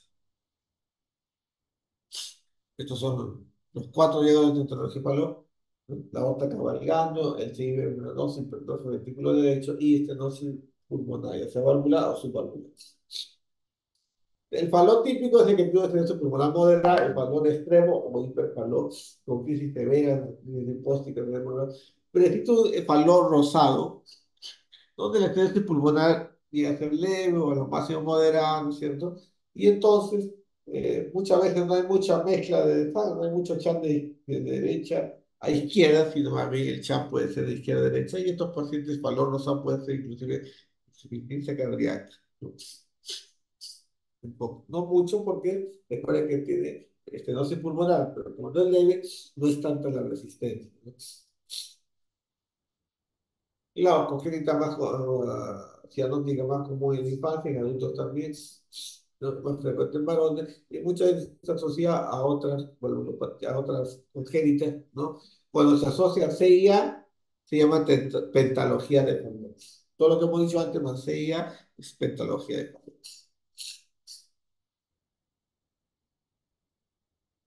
Entonces, como la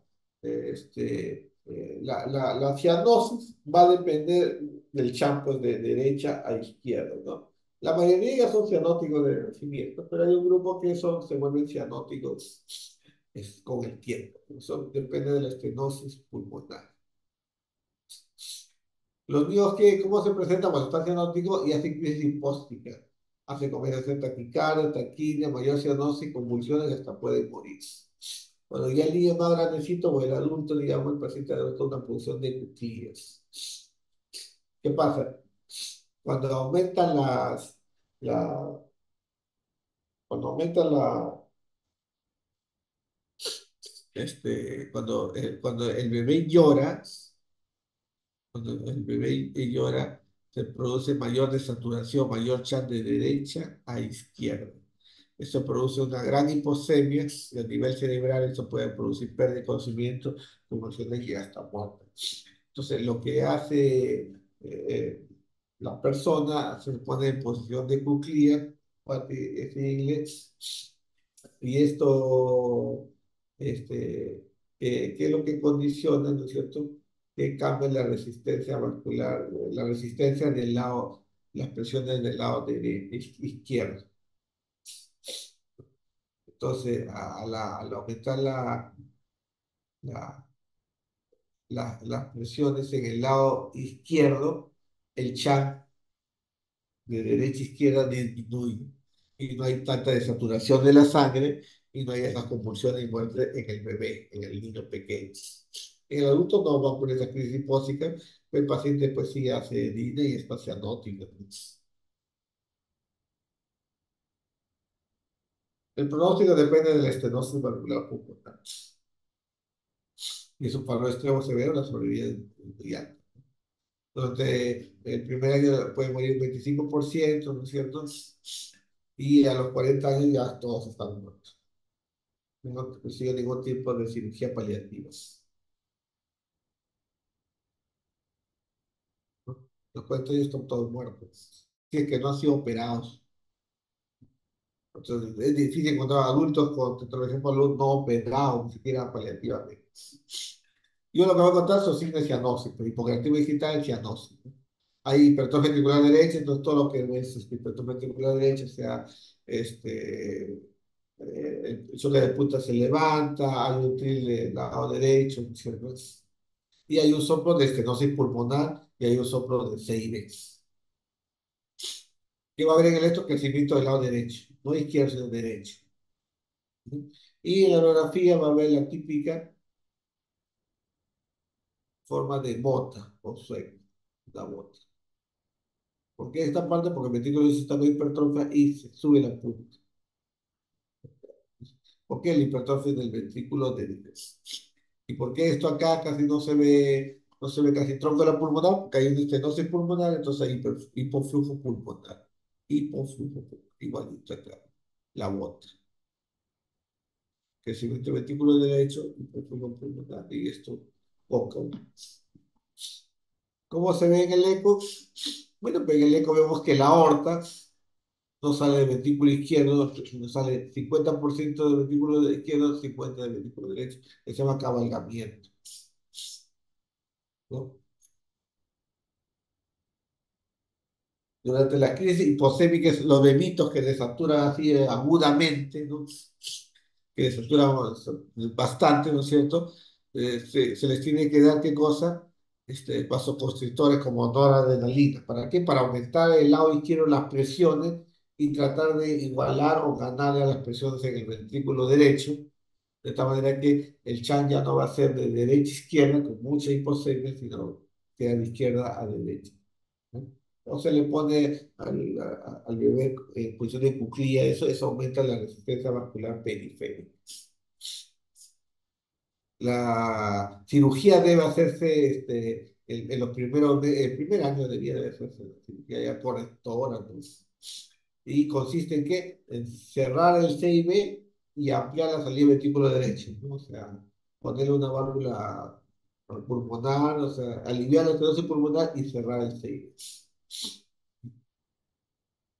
Si cuando está bebé veo que las arterias pulmonares están muy hipoplásicas, recuerda que hay una estenosis pulmonar severa y no hay mucho flujo pulmonar, está muy hipoplásica, entonces yo no puedo hacer eso.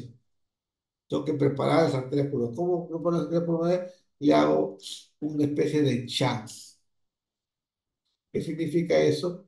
A través de una comunicación entre, puede ser entre el caído de aorta, la arteria subclavia, el tronco principal, pero comunico una rama pulmonar con la circulación sistémica.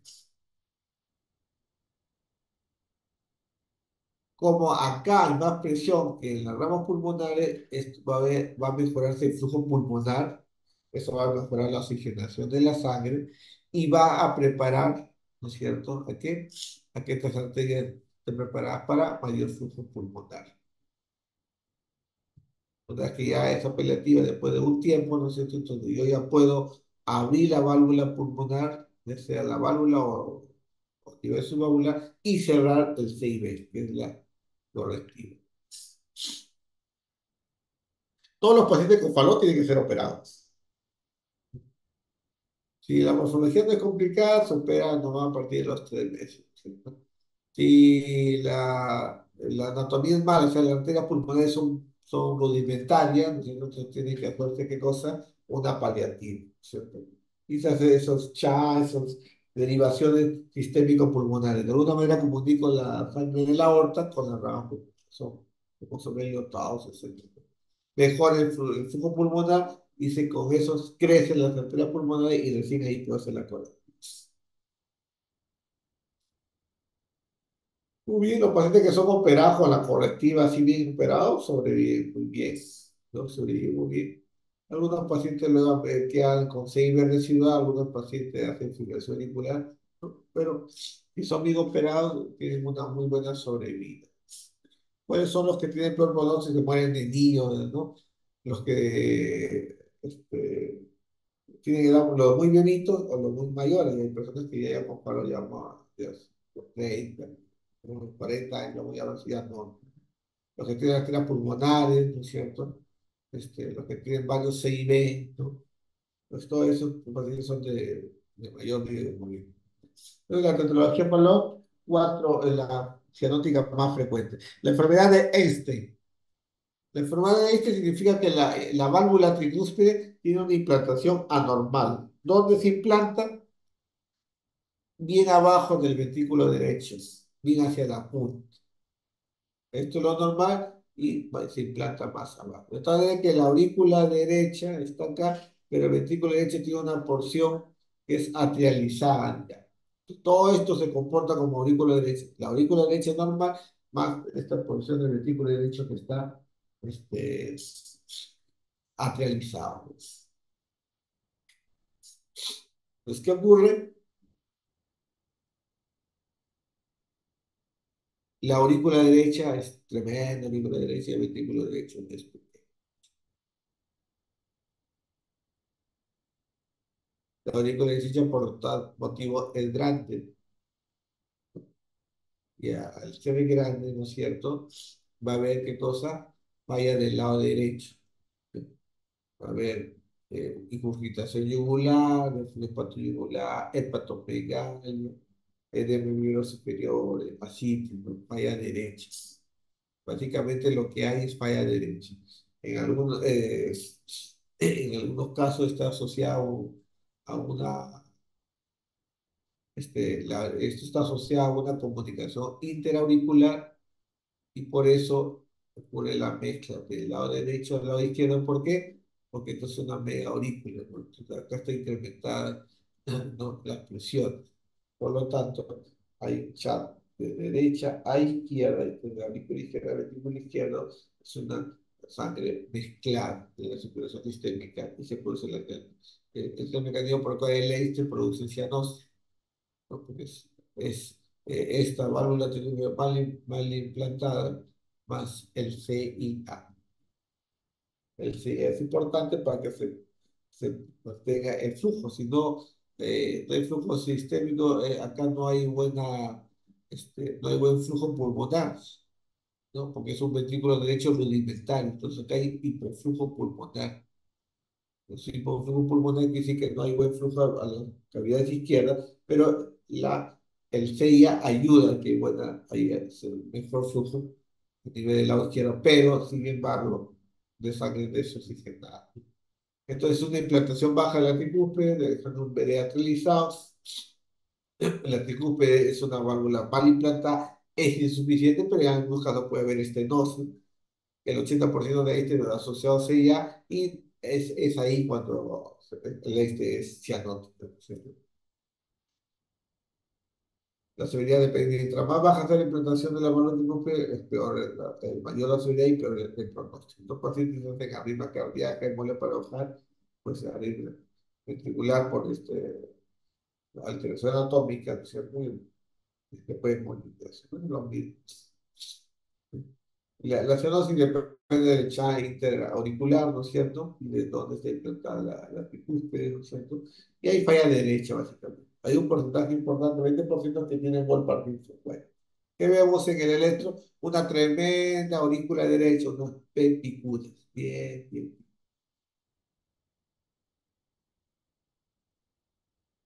No hay eje desviado a la derecha porque el ventrículo derecho más bien es rudimentario, ¿no? Y si tiene Wolf Parkinson, bueno, pues va a tener pues onda de... Miren esta imagen del este, ¿no es cierto? Un crecimiento importante de aurícula derecha. Hay hipofibril pulmonar y la aurícula izquierda también está incrementada porque el channel de derecha a la izquierda. Fíjense acá, entre la aurícula derecha y la aurícula izquierda, ventrícula izquierda mitral, acá debe ser la tricuspida, pero la tricuspida está acá.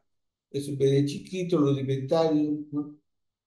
Y todo esto es el ventrículo derecho que ya se comporta como aurícula derecha porque está atrializado. La porción del ventrículo derecho que se comporta como ventrículo derecho porque la tricúspide está más abajo. Los pacientes van médicamente mal, algunos pacientes tienen que ir a cirugía. ¿Qué cirugía? Reemplazar la válvula tricúspide, ¿no? Reemplazar la válvula tricúspide, ¿no?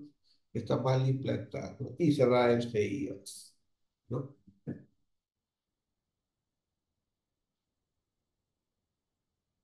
A veces, ¿no es cierto? Solamente lo podemos hacer por valvuloplastía cuando hay una estenosis tricuspidia. Entonces ahí se hace valvuloplastía, pues tiene un mejor pronóstico que la cirugía, ¿no? Bueno, esto es Fallot, transposición de grandes vasos. Esta es una cardiopatía congénita asianótica, no, cianótica, que es entre comillas, bastante bonito. O, vena cava superior, vena cava inferior, va a aurícula derecha, sangre venosa, va a ventrículo derecho y del ventrículo derecho sale ¿qué cosa? Aorta. La aorta manda sangre desoxigenada, sangre venosa a todo el cuerpo, el paciente está cianótico. Las venas pulmonares llegan a aurícula izquierda, ventrículo izquierdo, y ventrículo izquierdo sale la arteria pulmonar. Entonces, ¿y en qué momento la sangre, la circulación no va con la circulación? Porque si esto va a aorta, va a capilares, vena cava y todo se queda en el ventrículo derecho. Aorta, venas cavas, ventrículo derecho, aorta, y nunca llegaría al ventrículo izquierdo, ¿no? Nunca habría sangre oxigenada, nada. 100% de sangre desoxigenada. Y esta circulación ventrículo izquierdo va bota a la arteria pulmonar regresa a los pulmones bien oxigenada. ¿A dónde? A las venas pulmonares, que aurícula izquierda, ventrículo izquierdo, pero no va al cuerpo, sino va a la arteria pulmonar, otra al pulmón y es un ciclo. Entonces, tiene que haber un chance, de todas maneras. Tiene que haber un chance de todas maneras. Si no, el paciente es incompatible con la vida. Nace muerto. Tiene que haber un chance. Esta es la transposición de grandes vasos, la transposición completa. Hay una discordancia auriculoventricular. Del ventrículo derecho sale la aorta y del ventrículo izquierdo sale la pulmonar. Pero sí hay concordancia auriculoventricular. O sea, de la aurícula derecha sí va al ventrículo derecho. De la aurícula izquierda sí va al ventrículo izquierdo. Muy bien.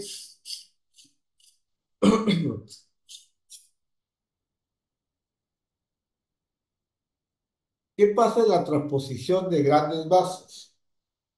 Corregidas. Corregida no quirúrgicamente, sino corregida naturalmente, o sea, nace con transposición corregida de grandes vasos. Eso se llama la levo, transposición de grandes vasos, o transposición naturalmente corregida. Viene viene la venas cavas inferiores, que son, ¿qué cosa? Que son este, sangre venosa. Pero aquí llega a aurícula derecha. Recuerden que la aurícula derecha se sabe que es aurícula derecha porque llega a las venas cavas. Pero de la vena cava, de la aurícula derecha, no va a ventrículo derecho, sino va a ventrículo izquierdo. Es una disociación, una discordancia auricular-ventricular. Y o sea, de la aurícula derecha va al ventrículo izquierdo. Y del ventrículo izquierdo no va a aorta, sino va a arteria pulmonar. La arteria pulmonar lleva la sangre venosa a los pulmones regresa la sangre por las venas pulmonares a la aurícula izquierda. La aurícula izquierda drena no en el ventrículo izquierdo, sino en el ventrículo derecho. Y el ventrículo derecho lo bota no a la arteria pulmonar como debería ser, sino la aorta. De todo, increíble, ¿no? ¿Cómo puede suceder eso? Sí, sucede esas cosas.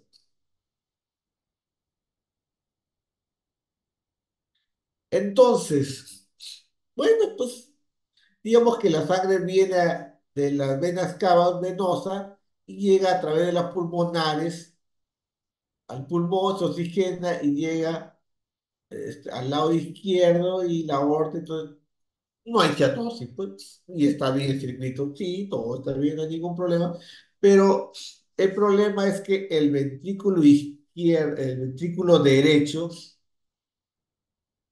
que es un ventrículo derecho, entre comillas, débil, que trabaja con 20-30 de presiones, va a trabajar con una aorta que está en 120-110. Entonces, con el correr de los años, va a haber, este ventrículo derecho va a fallar, porque mucho tiempo está trabajando con presiones altas. Y entonces va a haber falla cardíaca. Ahora usted dirá, doctor, pero este de la vena cava inferior, ya sabemos, no hay problema, llega a la aurícula derecha como debe ser. ¿Por qué le dice que este es ventrículo izquierdo si está al lado derecho? Porque eso es cuando ya, bueno, lo que hacen en ecografía ya sabemos, lo que las aurículas derechas se reconocen, la aurícula derecha se reconoce cuando tiene dos huecos de entrada de sangre, la vena cava superior o la vena cava inferior. Toda cavidad que recibe la vena cava superior o la vena cava inferior es aurícula derecha. Y toda cavidad que recibe dos, cuatro venas pulmonares es aurícula izquierda. ¿No? Esto es aurícula de todas maneras. El ventrículo izquierdo, ¿cómo se reconoce? Porque tiene la válvula mitral.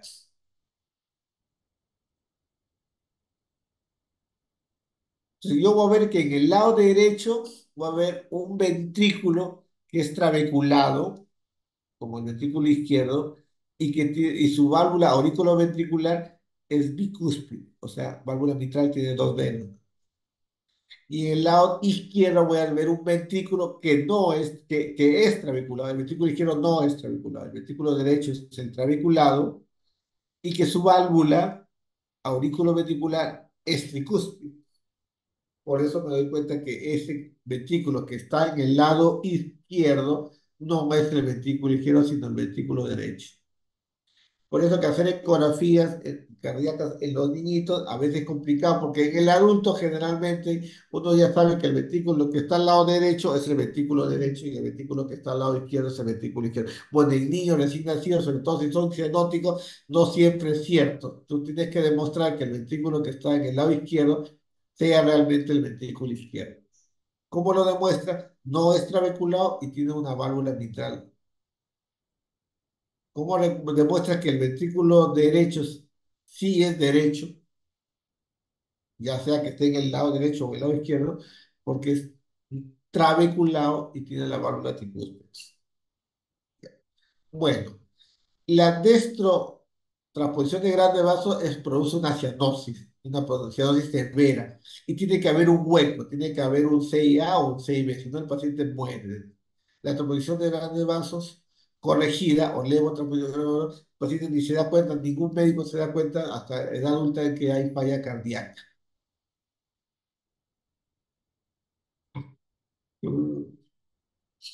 El paciente tiene dos circulaciones en paralelo, dos circuitos independientes. El retorno venoso va al ventrículo derecho y sale la otra, el ventrículo izquierdo, donde recibe sangre venosa, pero va hacia la arteria pulmonar. No hay posibilidad de mezcla, entonces incompatibilidad con la vida. Entonces tiene que haber una comunicación entre los dos, ya sea de un CIB, un CIA o un ducto. Si no, el niño muere. La mortalidad de la transmisión de grandes vasos, la normal, digamos, es 90%, la cianótica. Hay que asegurar que haya un buen chance. Hay que asegurar que el ducto no se cierre. Si el ducto se cierra y es el único comunicación entre el lado entre la circulación mayor y menor, el paciente se va a morir. Porque si no, no hay comunicación compatible con la vida. Entonces, le damos prostaglandinas para que no se cierre el ductus, ¿no? Y hacemos un procedimiento que rasque, se va a romper, hacemos un CIA artificial, lo rompemos. Y tengo que llevar la cirugía rápidamente. Paciente hace ICC, entonces hay que llevar la cirugía rápidamente. ¿Qué se hace en la cirugía? El SWIS, ya vamos a ver cómo es. Le ponemos la aorta de donde debe salir y la pulmonar de donde debe salir. Y lo arreglamos. Lo que la naturaleza lo hizo mal. En los trajes nórdicos sobreviven a los 30, 40, 50 años, ¿cierto? ¿De qué se mueren? De falla cardíaca. De falla cardíaca del ventrículo que hace como izquierdo, pero que en realidad es derecho. Ya les dije, ese ventrículo derecho sale, de ese ventrículo derecho está saliendo ¿qué cosa? Sale la aorta. Pero como la aorta de presión es alta, el ventrículo derecho a la larga va a fallar. Aquí no hay que operar, no se puede hacer el doble cambio, ¿no? Simplemente el manejo de ICC hasta que ya se vaya por falla cardíaca, o sea, fallezca por falla cardíaca. La transmisión de grandes vasos, todos se mueren si es que no los superamos. Todos se mueren si no los superamos. Entonces, la transposición de grasos sin SEI con acá, ¿por qué sobrevive? Porque hay un CIA. Acá, ¿por qué sobrevive? Acá hay un ductus, acá hay un CIB y acá hay un CIA. Este obviamente tiene mejor pronóstico que este, ¿no? Porque acá hay mayor posibilidad de que se mezcle la dos circulaciones, ¿no? Esta es la radiografía de una transposición de grande vaso, ¿no es cierto? Ya le dije, ¿no es cierto? Se tiene que hablar en todos, prácticamente, ¿no es cierto? Y en el primer mes de vida ya tiene que hacer, ¿qué cosa? Esta cirugía de Yate. Antes de esta cirugía, creamos un sella y mantenemos abierto el ductus arterioso para que haya la mezcla de los dos circuitos. El tratamiento es uno solo, es complicado, ¿no? Y significa simplemente cortamos la aorta que sale del ventrículo derecho, ¿no es cierto? Cortamos la arteria pulmonar que sale del ventrículo izquierdo, ¿no es cierto? Y esta pulmonar la ponemos para el ventrículo derecho y esta aorta para el ventrículo izquierdo y ya está ahí. Y con eso ya hacemos lo que naturalmente debe haber nacido. Muy bien, ¿no? Acá ya está con el SWIS, ya pusimos la arteria pulmonar acá al ventrículo derecho y la arteria aorta al ventrículo izquierdo. Ah, interesante. Yo he visto cuando estaba por pediatría. Arteria tricúspide, aquí sí que no hay válvula tricúspide, pues. Si no hay válvula tricúspide, la sangre de la aurícula derecha tiene que ir a la aurícula izquierda de alguna manera, ¿no es cierto? A través de un CIA. A través de un CIA. ¿Y cómo llega la sangre al ventrículo derecho? A través de un CIB. No hay otra manera, porque no le va a llegar la sangre de la aurícula derecha porque hay arteria tricúspide. De todas maneras, el ventrículo derecho es bastante rudimentario. Y ese ventrículo derecho bastante rudimentario va a enviar poca sangre, ¿no es cierto? ¿A dónde? A la arteria pulmonar. Entonces no hay comunicación porque no hay válvula tricúspide, entonces el ventrículo derecho es hipoplástico. La aurícula derecha no se comunica con el ventrículo derecho, obviamente, se comunica con el ventrículo izquierdo con el foramen oval, ¿no es cierto? Es la tercera malformación que se manifiesta con cianosis, ¿no? Generalmente existe una comunicación interventricular y un ductus arterioso, porque si no, no hay manera, ¿no? Si no, como la sangre que regresa, ¿no? La sangre que regresa del cuerpo, de alguna manera tiene que ir al lado izquierdo, tiene que ir al lado izquierdo. Y entonces esa sangre es una mezcla, ¿no es cierto? Igual va al pulmonar de todas maneras, ¿no es cierto? ¿Mm? Pero es un hiperflujo, no más el flujo de la aorta, ¿no es cierto? Entonces, hay un chance, ¿no? El paciente es cianótico, pero de alguna manera vamos del lado derecho al lado izquierdo. El tronco arterioso común es en vez de haber arteria pulmonar, es una sola mega arteria que nace de los dos ventrículos. Por lo tanto, siempre está asociado a un CIB. Entonces, el ventrículo derecho manda, el ventrículo izquierdo manda, y acá se produce la mezcla. Esta sangre mezclada va a aorta y va a arteria pulmonar. Pues el cuerpo recibe sangre mezclada, ¿no es cierto? Pero el pulmón recibe sangre también mezclada, pero hay hiperflujo pulmonar. ¿Por qué? Porque toda la sangre que va hacia los dos, hiperflujo pulmonar. Una gran arteria con una sola válvula semilunar o sigmoidea, ¿cierto? De ahí salen las coronarias y de ahí sale la pulmonar y la trascendente. Tiene que haber un buen CIB. Hay cianosis, pero sobre todo predomina la congestión pulmonar. Estos pacientes hacen una gran insuficiencia cardíaca, hay un gran hiperflujo pulmonar, ¿no? Si no está hiperflujo pulmonar, que el paciente va a fallecer en los primeros meses, ¿no? Y hay que corregirlo antes de los 2 o 3 meses, porque si no hacen hipertensión pulmonar por tremendo hipertensión pulmonar, ¿no es cierto? Entonces hay que operarlo precozmente, ¿no? ¿Qué se hace? Se cierra, ¿cómo se llama? El 6B se cierra y se pone un tubo valvado dentro de ese gran tronco, ¿no? Para que vaya dirigido del ventrículo derecho a la arteria pulmonar. Una alta mortalidad, ¿no? En los primeros meses.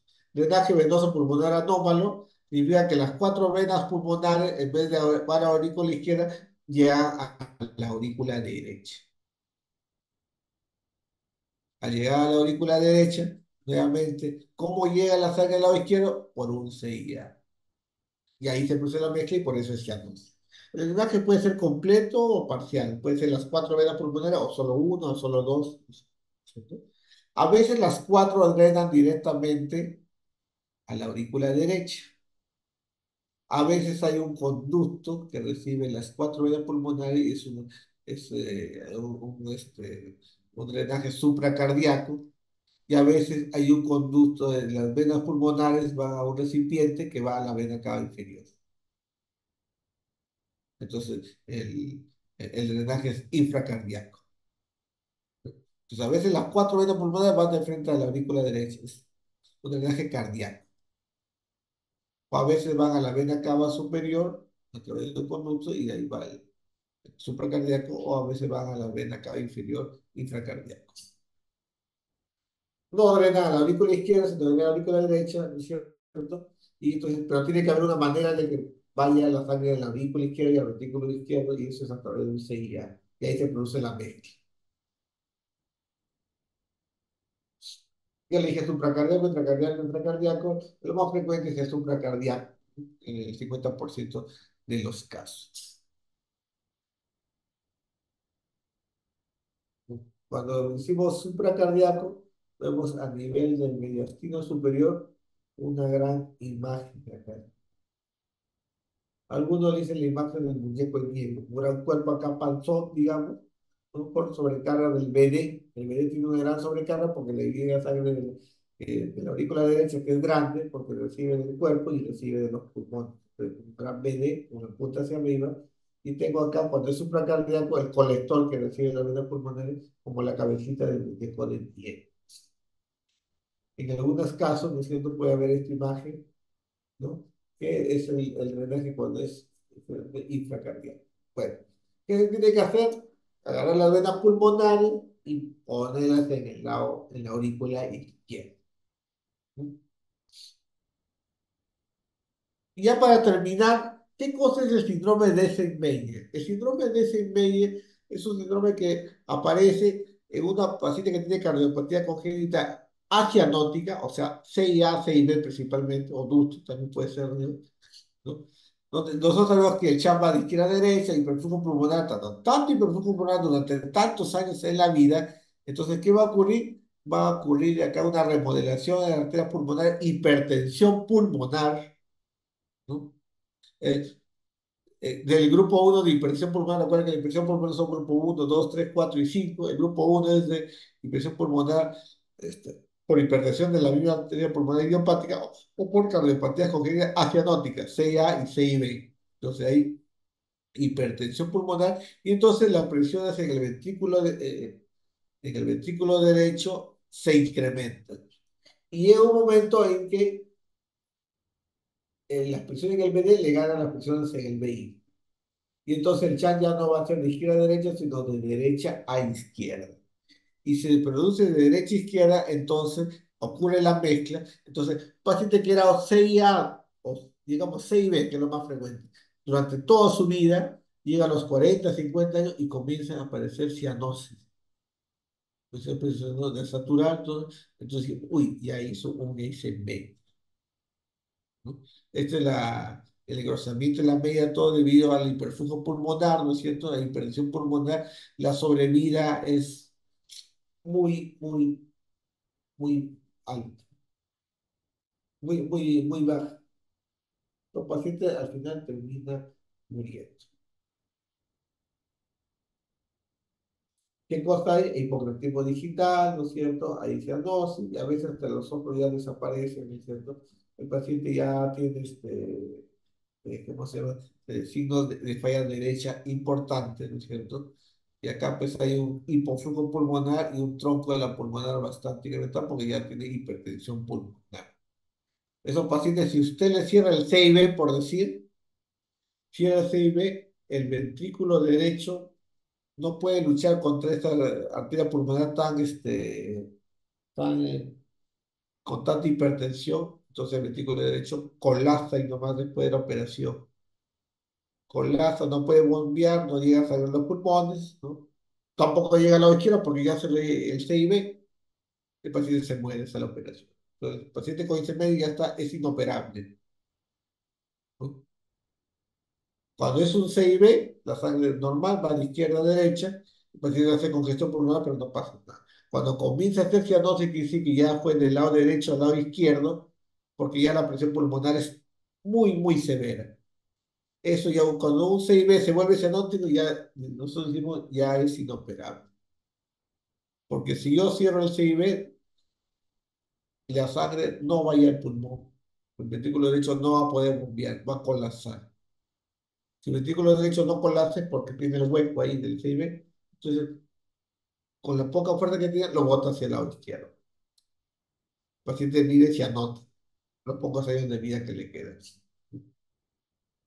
¿Qué vamos a ver? Bueno, hipertrofia ventricular derecha, obviamente. Uy, una gran hipertrofia ventricular derecha. Eje desviado hacia la derecha, ¿no? Y altísimas en V1. Bien.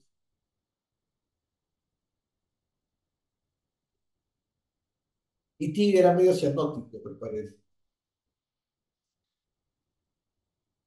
En cardiopatías congénitas, sobre todo cuando lo vemos en niños, muchas veces no podemos curar, algunas veces sí, otras veces solamente podemos aliviar, pero siempre debemos consolar al niño y sobre todo a los padres, ¿no?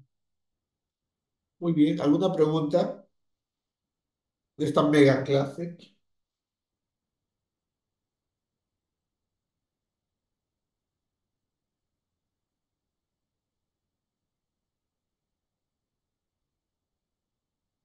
Sí, bueno, imagino que ya estamos bastante cansados, pero he tratado de ser esquemático. Después se lo voy a pasar a Fabia, ¿ya?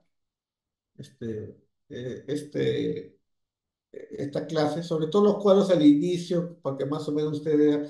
Parece medio complicado, pero si ustedes lo estudian metódicamente, van a poder definir rápidamente, uno sabe si es cianótico o no cianótico, si hay flujo pulmonar incrementado o no, y después con el esto ver si la sobrecarga más del lado derecho o izquierdo, y básicamente con eso hacer la descripción este, diagnóstica, ¿no? Ahora, el eco ya queda para el especialista. ¿No? Cuando nosotros lo vemos de adultos, ya la mayoría de veces ya tienen el diagnóstico. ¿No? Yo no voy a hacer de adulto un diagnóstico de transposición de grandes vasos porque estos se mueren de niño, de bebé, o sea, antes del año están muertos. Cuando uno es cardiólogo pediatra y bueno, cuando uno ha notado, ahí se da cuenta, ¿no? De que la importancia de hacer la eco, todo, y de saber de saber reconocer el ventrículo izquierdo no porque está en el lado izquierdo, sino por la forma del ventrículo izquierdo. Sin trabécula y con válvula mitral. Igualito. El ventrículo derecho no es ventrículo derecho porque está en el lado derecho. Es ventrículo derecho porque es trabeculado y está con su válvula tricúspide. A veces nosotros, y en adultos muchas veces nosotros asumimos, ¿no? Ah, es el ventrículo izquierdo porque está en el lado izquierdo. Pero la cardiopatía congénita, sobre todo esta transposición de gran vaso, este, No, no es así, no debemos asumir eso. Muy bien, ya chicos, entonces el grupo de Rebagliati en la noche va a tener con el doctor Jefferson. No sé si a las 9, 9:30, a terminar el seminario de ICC, de enfermedad coronaria, y la doctora Fabia tiene que repartir el seminario de arritmias. Mañana, conmigo mañana a las 9:30 de la noche, el grupo de Rebagliati va a hacer el último de cursillo. ¿Qué es el último cursillo? Mapa Holter, que es 5 minutos cada uno, ¿no? Es sencillo. Prueba de forma de expulsión y algo de imágenes, tomografía, resonancia. ¿Ya? De manera que el próximo miércoles, antes de la Semana Santa, hagamos la mesa redonda que es manejo de arritmia, lo vamos a hacer con el seminario de arritmias, ¿ya? Para ver que no tengamos que utilizar el jueves y el viernes santo, y nos preparamos para el sábado de gloria, con el examen del electro y, y del examen teórico. Muy bien, nos vemos chicos, hasta luego. Hasta luego, doctor. Gracias, doctor. Ya, hasta luego. Gracias.